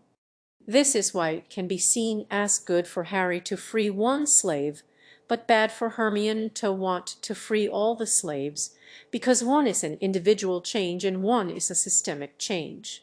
From the time Harry enters Hogwarts to the epilogue 2 decades after he leaves, there are no examples in any of the Harry Potter novels of a positive systemic change. Above an individual level, nothing changes for the better. Flawed systems are portrayed, but the answer to those flaws is always to replace the individual assumed to be responsible for them. The system itself is above being questioned. Now, this attitude can be seen in Harry's interactions with the ministers of magic, first Cornelius Fudge and later Rufus Scrimgeour. Scrimgeour. I have no idea if I am saying that right. Fudge is portrayed as an incompetent coward, someone too terrified of Voldemort to take any action, whereas Scrimgeour is the opposite, so keen to be seen to be taking action that he abuses his authority to arrest and imprison the wrong people. The authority of the ministry is carried out by their warriors, who are basically the wizard police force. And it's interesting to note what Harry sees this authority used to do. Aside from the more general racial discrimination enforced by the ministry, Harry sees them falsely imprison his godfather in their torture prison, Azkaban, then later hunt him. They falsely imprison his friend Hagrid. They attack Dumbledore in his office in an attempt to arrest him. And Harry later sees the whole apparatus of the ministry fall under Voldemort's control and be used to carry out his bidding. But throughout all this, Harry never, at any point, questions the ministry's right to rule. He never questions whether or not they should have the authority to do what they were doing. He only ever questions their competency. Even after everything he witnesses the ministry do, Harry's main ambition in life remains to become an Auror. He wants to be a cop working for this government. This is the result of an automatic, unthinking respect given to the status quo. The political and social systems that currently exist are treated as fundamental forces that are inherent to the world, like gravity. They can persecute you and your friends, they can even try to kill you, but they must never be questioned. For a very clear example of this in Rowling's writing, let's briefly talk about the first Fantastic Beasts movie. So these movies are a complete tonal mess. They were trying to appeal to the little kids with the Fantastic Beasts angle. You know, all the magical animals escaped. Can Newt the zookeeper track them down and get them back into his magical suitcase? You know, that's a nice low-stakes kids story, right? But they were also trying to appeal to the older Harry Potter fans. So the movies air also awkwardly about the conflict between Dumbledore and Grindelwald. So as well as Newt Scamander trying to catch his mischievous escaped Niffler, we also get to see a fascist execute an actual baby. It's just all over the place with the tone. Anyway, midway through the first movie, which, keep in mind, is supposed to be about a magical zookeeper, we retreated to a horrific execution scene as Newt and his friend, the ex-Giratina, are sentenced to death by the American Ministry of Magic. So there's suddenly much higher stakes than you'd expect. So they retaken to a place called a death cell. They've got a death cell to be summarily executed by being submerged into a death potion, which also exists. And Newt and Tina have to stage an escape. Now notable here is that Tina works with these people. She's on first-name terms with the executioner, even, and they just take her off to be killed. Anyway, at the end of the film, after Newt and Tina are back on good terms with the American ministry, Tina thanks Newt for putting in a good word for her and getting her job back. And you might be wondering, she still wants to work at the ministry. They just right now, tried to actually execute her, and she has nothing to say about that. You know, should the wizards have a death cell? Should they be able to execute people without a trial? Doesn't really matter, I guess.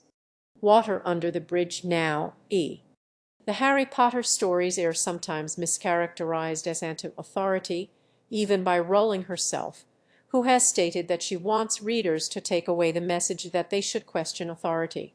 She even has Harry laugh at Vernon for wondering why the Ministry of Magic can't protect them from Voldemort. It was so very typical of his uncle to put his hopes in the establishment. You see, Harry's laughing at Vernon here for not questioning the competency of authority. But what Harry and Rowling do not realize is that Harry is not much different from his uncle here. Because while Harry will question the competency of authority, he never questions its legitimacy. He and the series as a whole are not anti-authority. They are anti the wrong people having authority. One fun scene here is in The Half-Blood Prince, when a frustrated Harry wishes he had the power of the Minister of Magic to have his secret police follow Malfoy around. And then Harry remembers that he does actually have that power. He has the power of slavery, and then he orders Creature to follow Malfoy. Now, written by anyone else. This might be a funny commentary on how police serve those in power, but no. This is just our main character who wishes he was a cop ordering his slave around. No, Harry Potter is not anti-authority.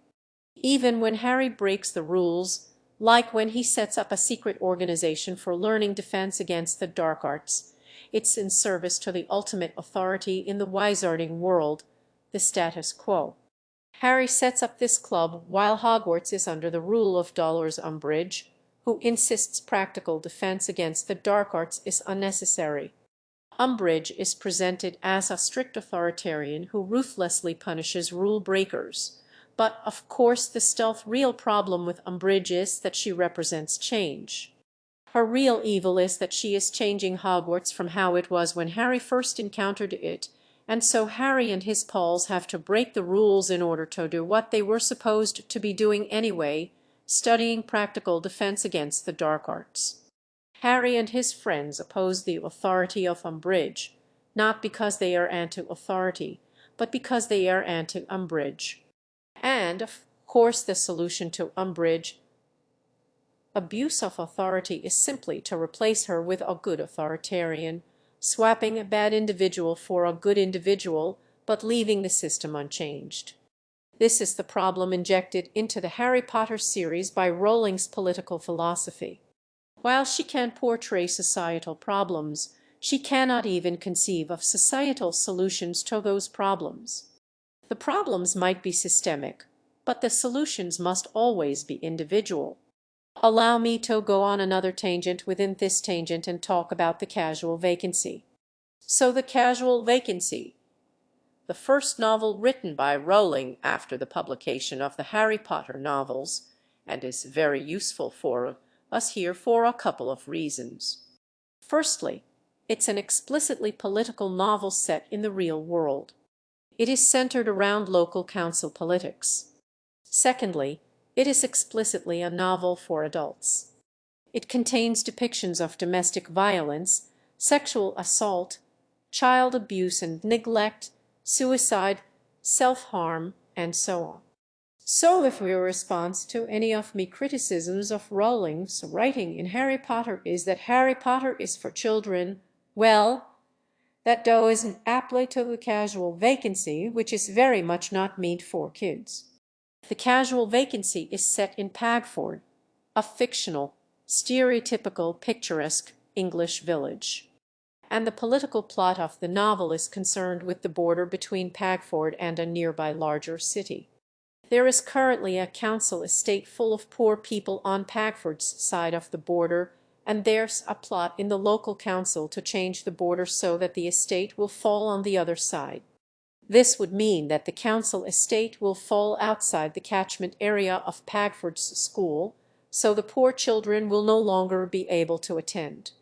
And the council also seek to close down a drug rehabilitation clinic in use by the inhabitants of the council estate. Those seeking this change are presented unsympathetically.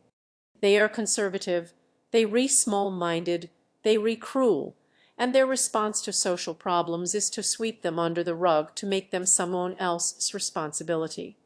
Now, on the other side of the debate, we have the members of the Pagford Council who argue against the border change, who want things to remain as they are. Now, principal among these is Barry Fairbrother, who himself was born on the council estate before attending Pagford's fancy school, studying hard, and becoming a bank manager. So he is a living example of the opportunity he's trying to preserve for the other inhabitants of the estate. So Rowling portrays several serious social problems caused by poverty and inequality, but in response to these problems, the best her characters can imagine to do is to perpetuate the status quo. The political conflict in the novel is between a side who want to actively change society for the worse, and a side who want to keep things as they were.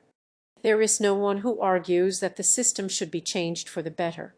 Even if the more sympathetic characters win, all they will achieve is a continuation of the current state of affairs, along with its rampant poverty and inequality. But in Rowling's world, there can be no systemic solution to poverty, because poverty is unchangeable. It's simply a fact of life. There can only be the individual opportunity to escape it. Nobody is arguing that the poor residents of the council estate deserve a better life. Oh,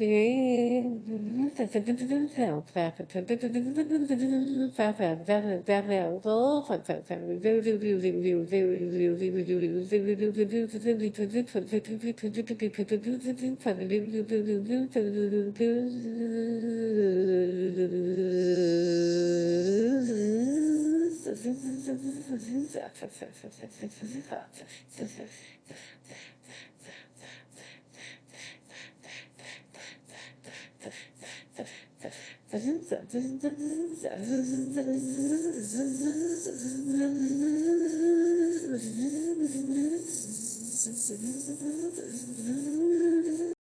only deserve the opportunity to prove themselves worthy of a better life.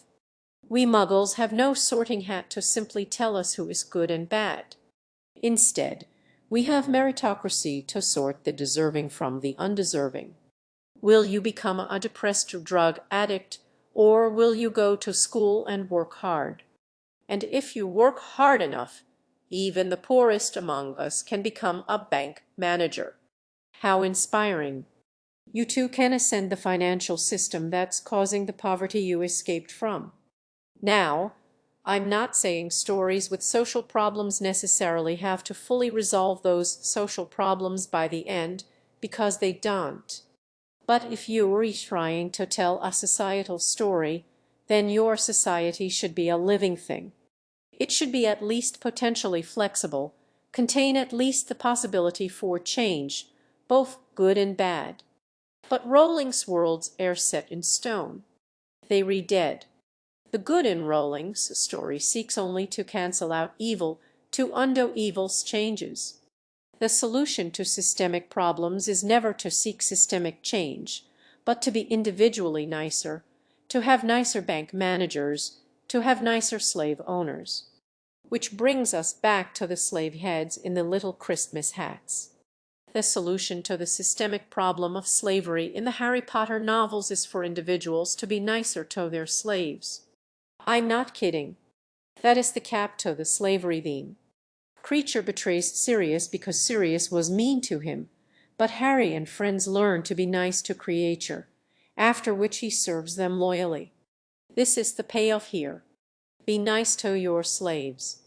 This is laid out explicitly in an article about slavery on the Pottermore website.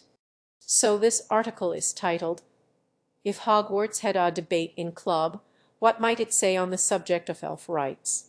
We explored both sides of the argument, spurred by Hermione and Spew. So that's right, we're going to debate the pros and cons of slavery. Firstly, the article covers Hermione's argument against slavery, but crucially, it gets it wrong. After witnessing the mistreatment of Winky at the Quidditch World Cup, Hermione discovered there were house elves at Hogwarts cooking and cleaning for zero pay, and yet nobody seemed to care. Horrified to the point where she couldn't stomach the Hogwarts feast, she described the situation in 2 words. Slave labor. While it sounds heavy-handed, no it doesn't. That's just what it is. Hermione does have a point. No matter how you slice it. House elves are unpaid labourers, magically bound to serve, left at the mercy of their respective owners. The system is ripe for abuse. Now, this is where the article really goes wrong, because the system is not ripe for abuse. It is abuse. The problem is not that slave owners might be mean to their slaves, it's that they own slaves at all. This is one thing Rowling and her books don't get about slavery. Slavery is wrong. Slavery is wrong, regardless of what the slaves think, because it's wrong to benefit from slavery at all. The article then goes on to list the arguments in favor of slavery, and it says, Miss Granger is at best overzealous, and her goals are, at worst, inattainable. Hermione may have meant well, but at the same time did end up dragging a peaceful group into a political battlefield, just because she felt that's what they should want. Was she helping, or interfering in a culture she didn't understand? Oh boy, haughty old Hermione bringing politics into everything, even our peaceful system of slavery. On the subject of Winky, the freed slave who becomes a depressed alcoholic, the article says, now I don't know what to say here about this article arguing that it's irresponsible to free slaves, so I am just gonna move on. The article summarizes its arguments by saying that this article doesn't exist anymore, by the way. They took it down for what I hope are obvious reasons. Anyway, the article concludes with its message about being nice to your slaves. Before we go, let's consider Creature. Think of how he changed when treated with kindness by his new master, Harry Potter. Previously, he'd been bitter and unpleasant, not to mention a liability to his previous owner. Had Sirius treated him a little better, things might have worked out differently. Dumbledore was right. Being kind to Creature was in everyone's best interests. I think we need a palate cleanser after that, so allow me to briefly tell you a different story. So, the Discworld novel Snuff is part of the City Watch series, which are like fantasy crime novels, basically. In that book, Sam Vimes, the commander of the City Watch, is on holiday in the countryside when he uncovers evidence of a plot to enslave goblins and force them to work on tobacco plantations. So the crime to be solved in this crime novel is the slavery of a sapient magical race. Now, most people on the Discworld think of the goblins more as pests than as people. Goblins are small and weird, and they have cultural and spiritual practices that are difficult for outsiders to understand. For instance, they store all of their bodily secretions in little pots that they carry around. The dominant society of the Discworld is undergoing a change akin to our industrial revolution, with the advent of technologies like trains and wireless communication. And this society does not see goblins as useful. It sees them as outsiders, as savages, and they retreated like vermin. So when Vimes arrives in the countryside for his holiday and finds that the local pub is called the Goblin's Head, and that there is an actual stuffed goblin head mounted on the wall, he doesn't think too much of it. After all, it's only a goblin, isn't it? If there's a hierarchy of cultures on the Discworld in terms of power they have and respect they receive, the goblins are very much on the bottom. And intelligently here, Pratchett shows how the attitude that the goblins are somehow lesser beings has even been accepted to a degree by the goblins themselves.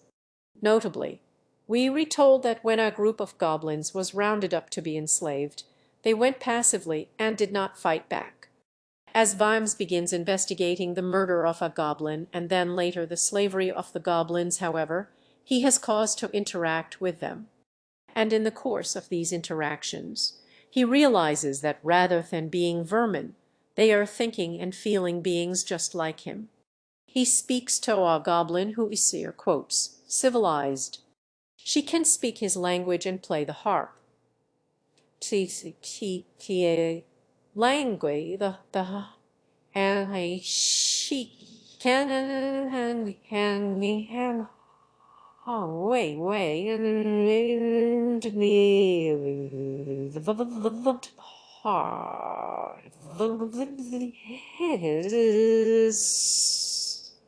And on talking to this goblin, on coming to the realization that they are people, Vimes remembers the goblin head mounted on the wall of the pub, and he thinks to himself, someone is going to burn. And then just a few pages later, Vimes goes to the pub, puts the landlord in a headlock, and tells him that if he doesn't take the goblin head off the wall, then he's going to set the building on fire. And I can't tell you how cathartic this was to read after slogging through 7 novels of Harry Potter's passive, uninterested acceptance of the world as it is. Imagining a hero who gets actually angry at injustice and then does something about it. What a treat! Also, goblins don't have rights in the Discworld. There's nothing illegal about rounding up goblins and shipping them off somewhere, but that doesn't matter. It doesn't matter if it's illegal or not, and it doesn't matter if the goblins protest or not. Snuff says slavery is still a crime. Now, Snuff ends, spoiler alert, with goblins being granted rights and protections under the law. Because obviously, if your story is about a systemic injustice and you want your heroes to triumph and have a happy ending, then that injustice needs a systemic correction. And, of course, The goblin's head comes off the wall of the pub. Now, I don't know if snuff was intended to be a response to Rowling's house elves at all, but the bit with the stuffed head mounted on the wall certainly makes it read as though it is. If Rowling had written snuff, Vimes would save the one goblin he met who could play the harp, and the rest of them would still be on the tobacco plantation. Actually, the first Fantastic Beasts movie has just such an ending. In that movie, Newt Scamander makes a Muggle friend, Jacob, who works in a canning factory. It's the only work he can find, and he hates it, and it's miserable. Him and his fellow workers are, as he states, dying in there, working in the factory, quote. Then, at the end of the movie, Newt Scamander gives Jacob a bunch of magical silver eggs, which he uses to set up his bakery. He also leaves him a note saying he's wasted in a canning factory. But I was thinking during these scenes, what about these other guys still working at the canning factory? Don't they have dreams?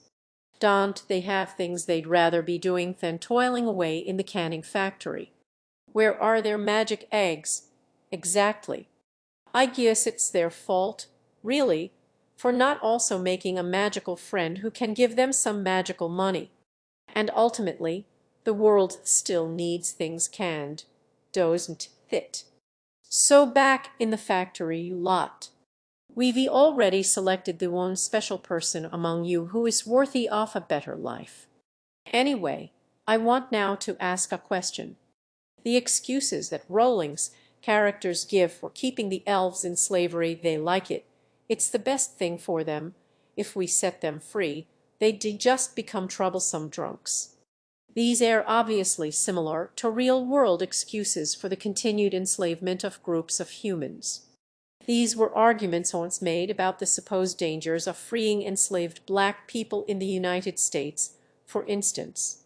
Now, Rowling would argue that the elves in her books are not supposed to be a commentary on any real-world instances of slavery, but my question is, does it matter what the intention was here? And I'd argue no, it doesn't. If the similarities exist, they exist regardless of what the author's intent was. And with that said, I think it's time to talk about Rowling's goblins. Now, Rowling's goblins have been widely criticized as anti-Semitic, appearing as they do, similar to anti-Semitic stereotypes of Jewish people. They read greedy, they read untrustworthy, they run the banking system, and the Harry Potter people didn't and do themselves any favors in this regard by having a large six-pointed star appear on the floor of Gringotts in the first movie. That was, oh, unfortunate, wasn't it? You didn't want to edit that out. No. Throw a rug over it or something. Now, of course, many fantasy stories use fantasy races as stand-ins for groups of real humans. I talked in a recent video about the Discworld's dwarves, for instance, being used to both explore old issues and conflicts between the moderately religious and the more hardline religious. Star Trek, as another example, uses fantasy races to comment on particular real-world issues. Think of the alien race who are half white and half black but still discriminate against one another, and are used in a rather heavy-handed way to highlight the absurdity of racism. Star Trek also uses real-world cultures as a basis for many of its races. The Romulans are based on ancient Rome, for example. The Klingons and their various incarnations draw from several cultures. The Mongol Empire, there's some ancient Japan, there's Vikings. But I want to talk about the Ferengi here. I want to compare the Ferengi to Rowling's goblins. Now, the Ferengi are portrayed as a culture driven primarily by material wealth, profit, and exploitation. They are capitalists, basically. They were used to represent and parody us, humans as we exist now, before we became utopian space communists. But it's also not hard to imagine the same criticisms aimed at Rowling's goblins being also aimed at the Ferengi, with their oversized facial features and obsessive greed. And indeed, over the years, people have accused the Ferengi of being similar to anti-Semitic stereotypes. So, is there a difference here? Now, to start, I should say that it's not me place to say whether or not anyone can or cannot get offended by the way the Ferengi are depicted. That's not up to me. But I think we can use the Ferengi here to show what I'd argue is a big problem with not only Rowling's goblins, but her handling of fantasy races in general. So, in their first few appearances on the Next Generation, the Ferengi were used as recurring villains, essentially. They contrast to the humans of the Federation in that they were greedy and duplicitous and very misogynistic. And if this is how the Ferengi remained, I'd have nothing more to say here. They would be like Rowling's goblins. What complicates the Ferengi is their later appearances, particularly on the show Deep Space Nine, which introduces several Ferengi characters to the main cast. Principal among these being Quark, the owner of the space station Spar. And what we see in this show where Ferengi who grow to differ from their society's expectation of what a good Ferengi should be. We see Quark, nephew Nog, insisting he wants to join Starfleet rather than go into business. We see Quark, brother Rum, organize a labor strike in protest of how he treats his employees. Even Quark himself occasionally passes up profit in favor of doing the right thing. And we see that wider Ferengi society is also subject to change. Ferengi women, previously forbidden from even wearing clothes, are granted rights over the course of the series, among other political changes. What this all means is that we now know that though the Ferengi are typically greedy and selfish and opportunistic and sexist, they do not have to be. These traits are the cultural and social traits of a particular society, a society that is alive and is subject to change. Over time, the Ferengi become less arguably a stand-in for any one particular group of humans, and more arguably a representation of how people behave under certain societal and cultural conditions. After we witness the existence of Ferengi who defy societal norms and the flexibility of Ferengi society itself, these traits can no longer be construed as simply racial traits. But J.K. Rowling, as we've seen, cannot write flexible societies, so she cannot give any of this additional characterization to her fantasy races. There is none of the depth to Rowling's goblins like there comes to be for the Ferengi. They simply are the way they are because they are goblins. Their different beliefs and behaviors stem from the fact that they are, as Bill Weasley puts it. Now, there's an ongoing conversation about the presentation of fixed racial traits in fantasy races, particularly when it comes to questions of morality, of a race being inherently good or evil. Wizards of the Coast recently removed the racial alignments from the fantasy races of Dungeons and Dragons, for instance, and I agree with that move. I think it's a good one. Not only does it create the opportunity for more interesting stories, a fantasy world having certain races who are just evil by default obviously has some problematic real-world parallels. But back to Rowling's goblins. The principal goblin character in the Harry Potter story is Griffock, who is the goblin from Book 1 who takes Harry to see his giant pile of gulp for the first time. And then he returns in the final book to help Harry and his friends break into Gringotts in order to retrieve one of Voldemort's Horcruxes. Potentially troublesome for this alliance is the history of animosity between wizards and goblins. Goblins are remaining neutral in the conflict with Voldemort. They see it as a wizard matter for wizards to do deal Griffock and Ron have an argument. Griffock complains about the fact that wizards treat goblins as second-class citizens, and Ron counters that the goblins aren't perfect either, and have metal-working secrets they refuse to share with the wizards or what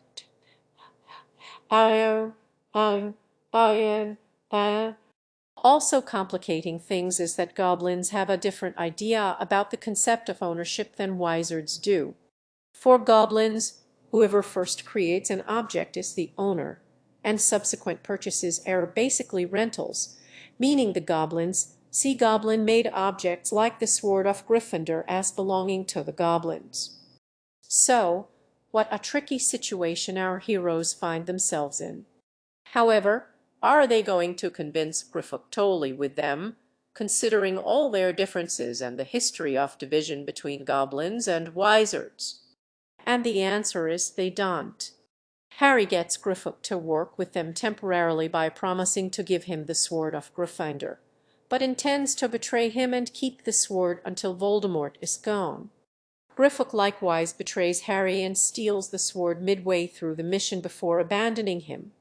And then, despite that, Harry and his friends successfully attain the Horcrux and escape anyway. So, what was the point, we might wonder, of all that stuff about the division between goblins and wizards? You know, here's a history of racial conflict, some racial differences that proved to be irreconcilable, and then it doesn't matter anyway. It's set up like Harry and his friends are going to have to find some way to navigate this conflict in their world, but then they don't. They fail at that. But then they still succeed at their ultimate goal anyway, so it didn't matter. It's almost like Rowling's in two minds about the politics of the fantasy races in her novels. She clearly wants those elements in there, otherwise they wouldn't to be in there, but she doesn't want them to actually mean anything or affect the plot in any significant way. What Harry Potter is really missing is a good old council scene, right? So there's a big evil threat to the world, once thought defeated but recently resurgent, and to defeat it is going to take unity and cooperation. However, the peoples of the world are divided. They bicker amongst themselves, and their divisions are exploited by the evil antagonist in order to facilitate his return to power. Now, in Lord of the Rings, Sauron is defeated in a strictly mechanical sense by throwing the ring into Mount Doom, but that act is only possible after the story resolves those previous divisions that it set up. So Rohan needs to be saved. Rohan needs to answer Gondor's call for aid. Legolas and Gimli need to become friends. The Alliance needs to mount a last stand to draw Sauron's forces out of Mordor. Only then is it actually possible to defeat Sauron. In Harry Potter, similar elements are set up in their conflict with Voldemort, but then they just don't pay off. The slaves aren't freed. Non-human races aren't given equal rights. The goblins remain neutral. Harry and Gryffindor betray each other. Nothing changes in the world. But then they just win anyway. A lot's been said about the disappointing ending of Harry Potter. But like a lot of disappointing endings, it's not that the author was writing a good story and then just messed up at the conclusion.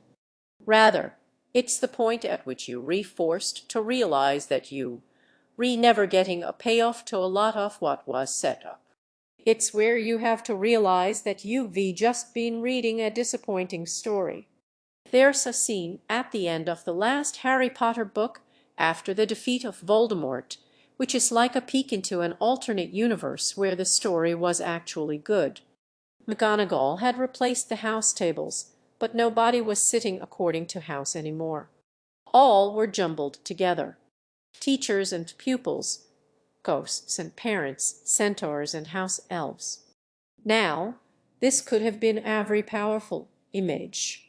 If defeating Voldemort had meant defeating his supremacist ideology and achieving equality, this scene with all the different people and races sitting where they like unsegregated would have been a fitting conclusion.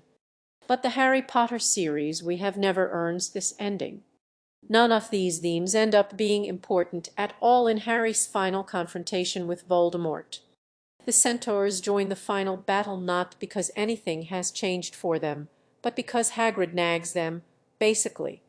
The house elves join the final battle led by Creature not because anything has changed for them, but because Harry is just such a nice slave owner. And as for Harry and Voldemort, Rowling has them talking primarily about wand mechanics. You see, Voldemort previously could kill Harry because their wands share a core or something, so he sought out the Elder Wand, the most powerful wand in the world, in order to finish Harry off for good. The problem is the Elder Wand will only obey its master, and that is the person who's holding it, that's the person who defeated its previous owner. Voldemort thinks he is the master of the wand because he killed Snape, who killed Dumbledore, who was the previous master of the wand. Harry thinks he is the master of the wand because before Dumbledore was killed, he was disarmed by Draco, who was in turn later disarmed by Harry at Malfoy Manor, an event for which the Elder Wand was not present. So, the question is this. Does the Elder Wand somehow know that Harry took Draco's wand from him even though it wasn't there? And will the Elder Wand therefore not work when Voldemort uses it to cast a killing curse at Harry? And the answer is of course. Who cares? Why is this what Harry and Voldemort are talking about in their final showdown? You know, 7 novels of conflict, and their final fight is decided upon by the inscrutable, just introduced mechanics of a sentient magical stick. They may as well have flipped a coin to decide who wins the final fight. So, the stick decides in Harry's favor, and Voldemort's spell bounces back at him and kills him. He goes out pretty much the same as Gilderoy Lockhart, trying to use a broken wand that backfires and hits him instead. Harry has no active part in any of this. He's just a prop off which Voldemort bounces a spell exactly the same as when he was a baby. Now, not only does the Harry Potter series not earn the scene with all the Hogwarts houses and races sitting wherever they please, it actually undermines it in the actual ending of Harry Potter. The epilogue is set 19 years in the future, which shows Harry sending his son off to Hogwarts, with his son worrying that he'll be sorted into Slytherin. So, they've kept Slytherin. They've still kept Slytherin there. Now, I know it's an old joke. Why doesn't Hogwarts just get rid of the evil house? But they definitely should have after the fall of Voldemort, when the entirety, all of the Slytherin student body either fled or joined Voldemort. But more than just Slytherin, they've kept the segregation of the school children. The desegregation was just a one-day affair, I guess. And I suppose the house elves got a 15-minute break after Voldemort was killed, and then it was back to work. Actually, the final sentence of the final novel, prior to the epilogue, is Harry wondering if he can get Creature, his slave, to bring him a sandwich. Anyway, this epilogue, where all the characters have paired off and had a dozen kids, all named after the characters who died in the series, is embarrassing to start. It's worse than the cringiest fanfiction. But it's also depressing, because it reveals to us that nothing has changed in this world. This is presented by Rowling as though it's a good thing. But in reality, the ending of Harry Potter is even more dismal an ending than in 1984. Slavery was not ended. Equality was not achieved. We're still segregating the school children according to supposedly innate characteristics. We learned nothing, basically. But now it's 19 years later, and me scar is not hurting, so all is well. Harry Potter is ultimately not the right character for the story he's in. Harry, as a mostly passive audience point of view, works in the first few novels, but as the series goes on and Rowling fully reveals all the problems inherent to the wizarding world, Harry's passivity becomes an unintentional, tragic flaw. We learn in The Cursed Child that an adult Harry has become the head of magical law enforcement. He is the top cop in the wizarding world. It's now his day job to ensure that nothing changes in his society. and he's friends with Hermione, who is now the Minister for Magic. Hermione did the most homework, which means he gets to be the Prime Minister because you see, the real magic in Harry Potter is a functional neoliberal meritocracy. Harry Potter is not just a Cinderella fantasy, it's a liberal fantasy, one in which conservatives get bullied, evil defeats itself, and societal change is unnecessary because the slaves like it where they are. Harry Potter asks, now, before I leave today, there's still one very pressing question that we haven't answered. Why didn't the wizards stop Hitler? Why didn't the wizards use their magic to prevent the various atrocities of World War I? Now, you might say, it doesn't matter. It's a joke question. There is absolutely no reason we need an actual answer to it. But I feel like I know what's been happening inside Jack Rowling's mind post the main Harry Potter series. You brats keep asking why the wizards didn't stop World War I. Well, I'll show you.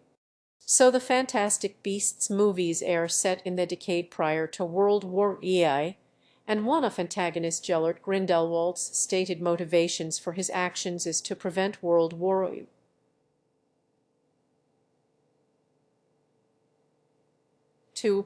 So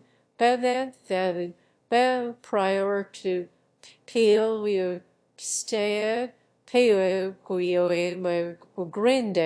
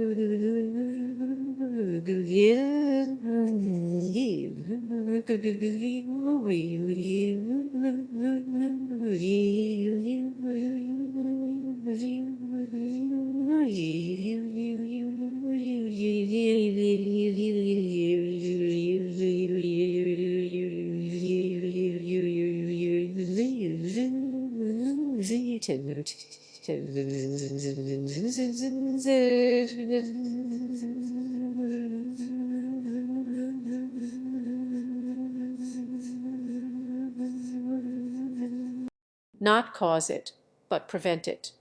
At Hourly, he shows prophecies of images from World War I.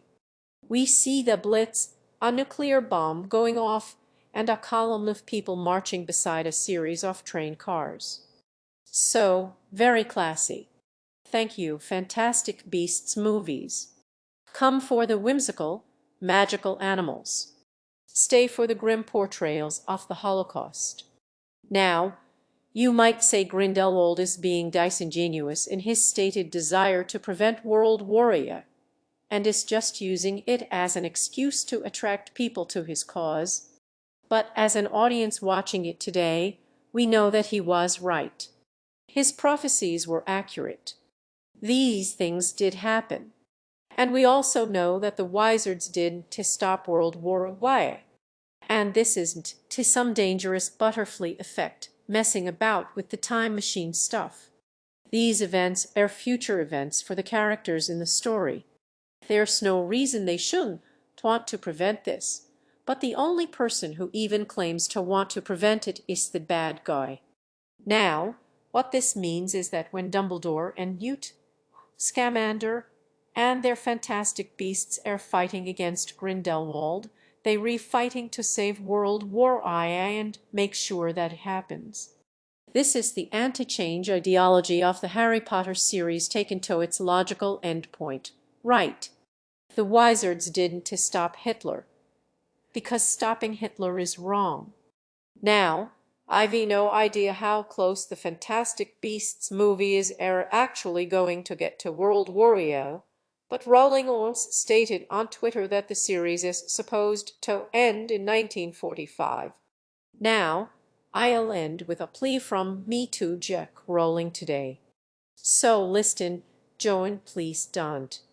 This is something we need to see. There's no good answer to the question, why did the wizards stop Hitler? You can't write your way out of this. You're not good enough. Just accept it. The best case scenario here is that this series gets cancelled before we see what you replanning. Now, before I go today, I'm going to wrap up with a few clarifications. Firstly, this video is not meant to be an exhaustive list of everything wrong with Harry Potter. There's plenty I didn't mention. For instance, Rowling once stated that her werewolves were supposed to be a metaphor for having HIV, and then she made one of her main werewolf characters a predator who attacks children to purposely infect them with werewolfism. I didn't mention that. Well, I did right now as an example of something I didn't mention, but you know what I mean. But I, no, well,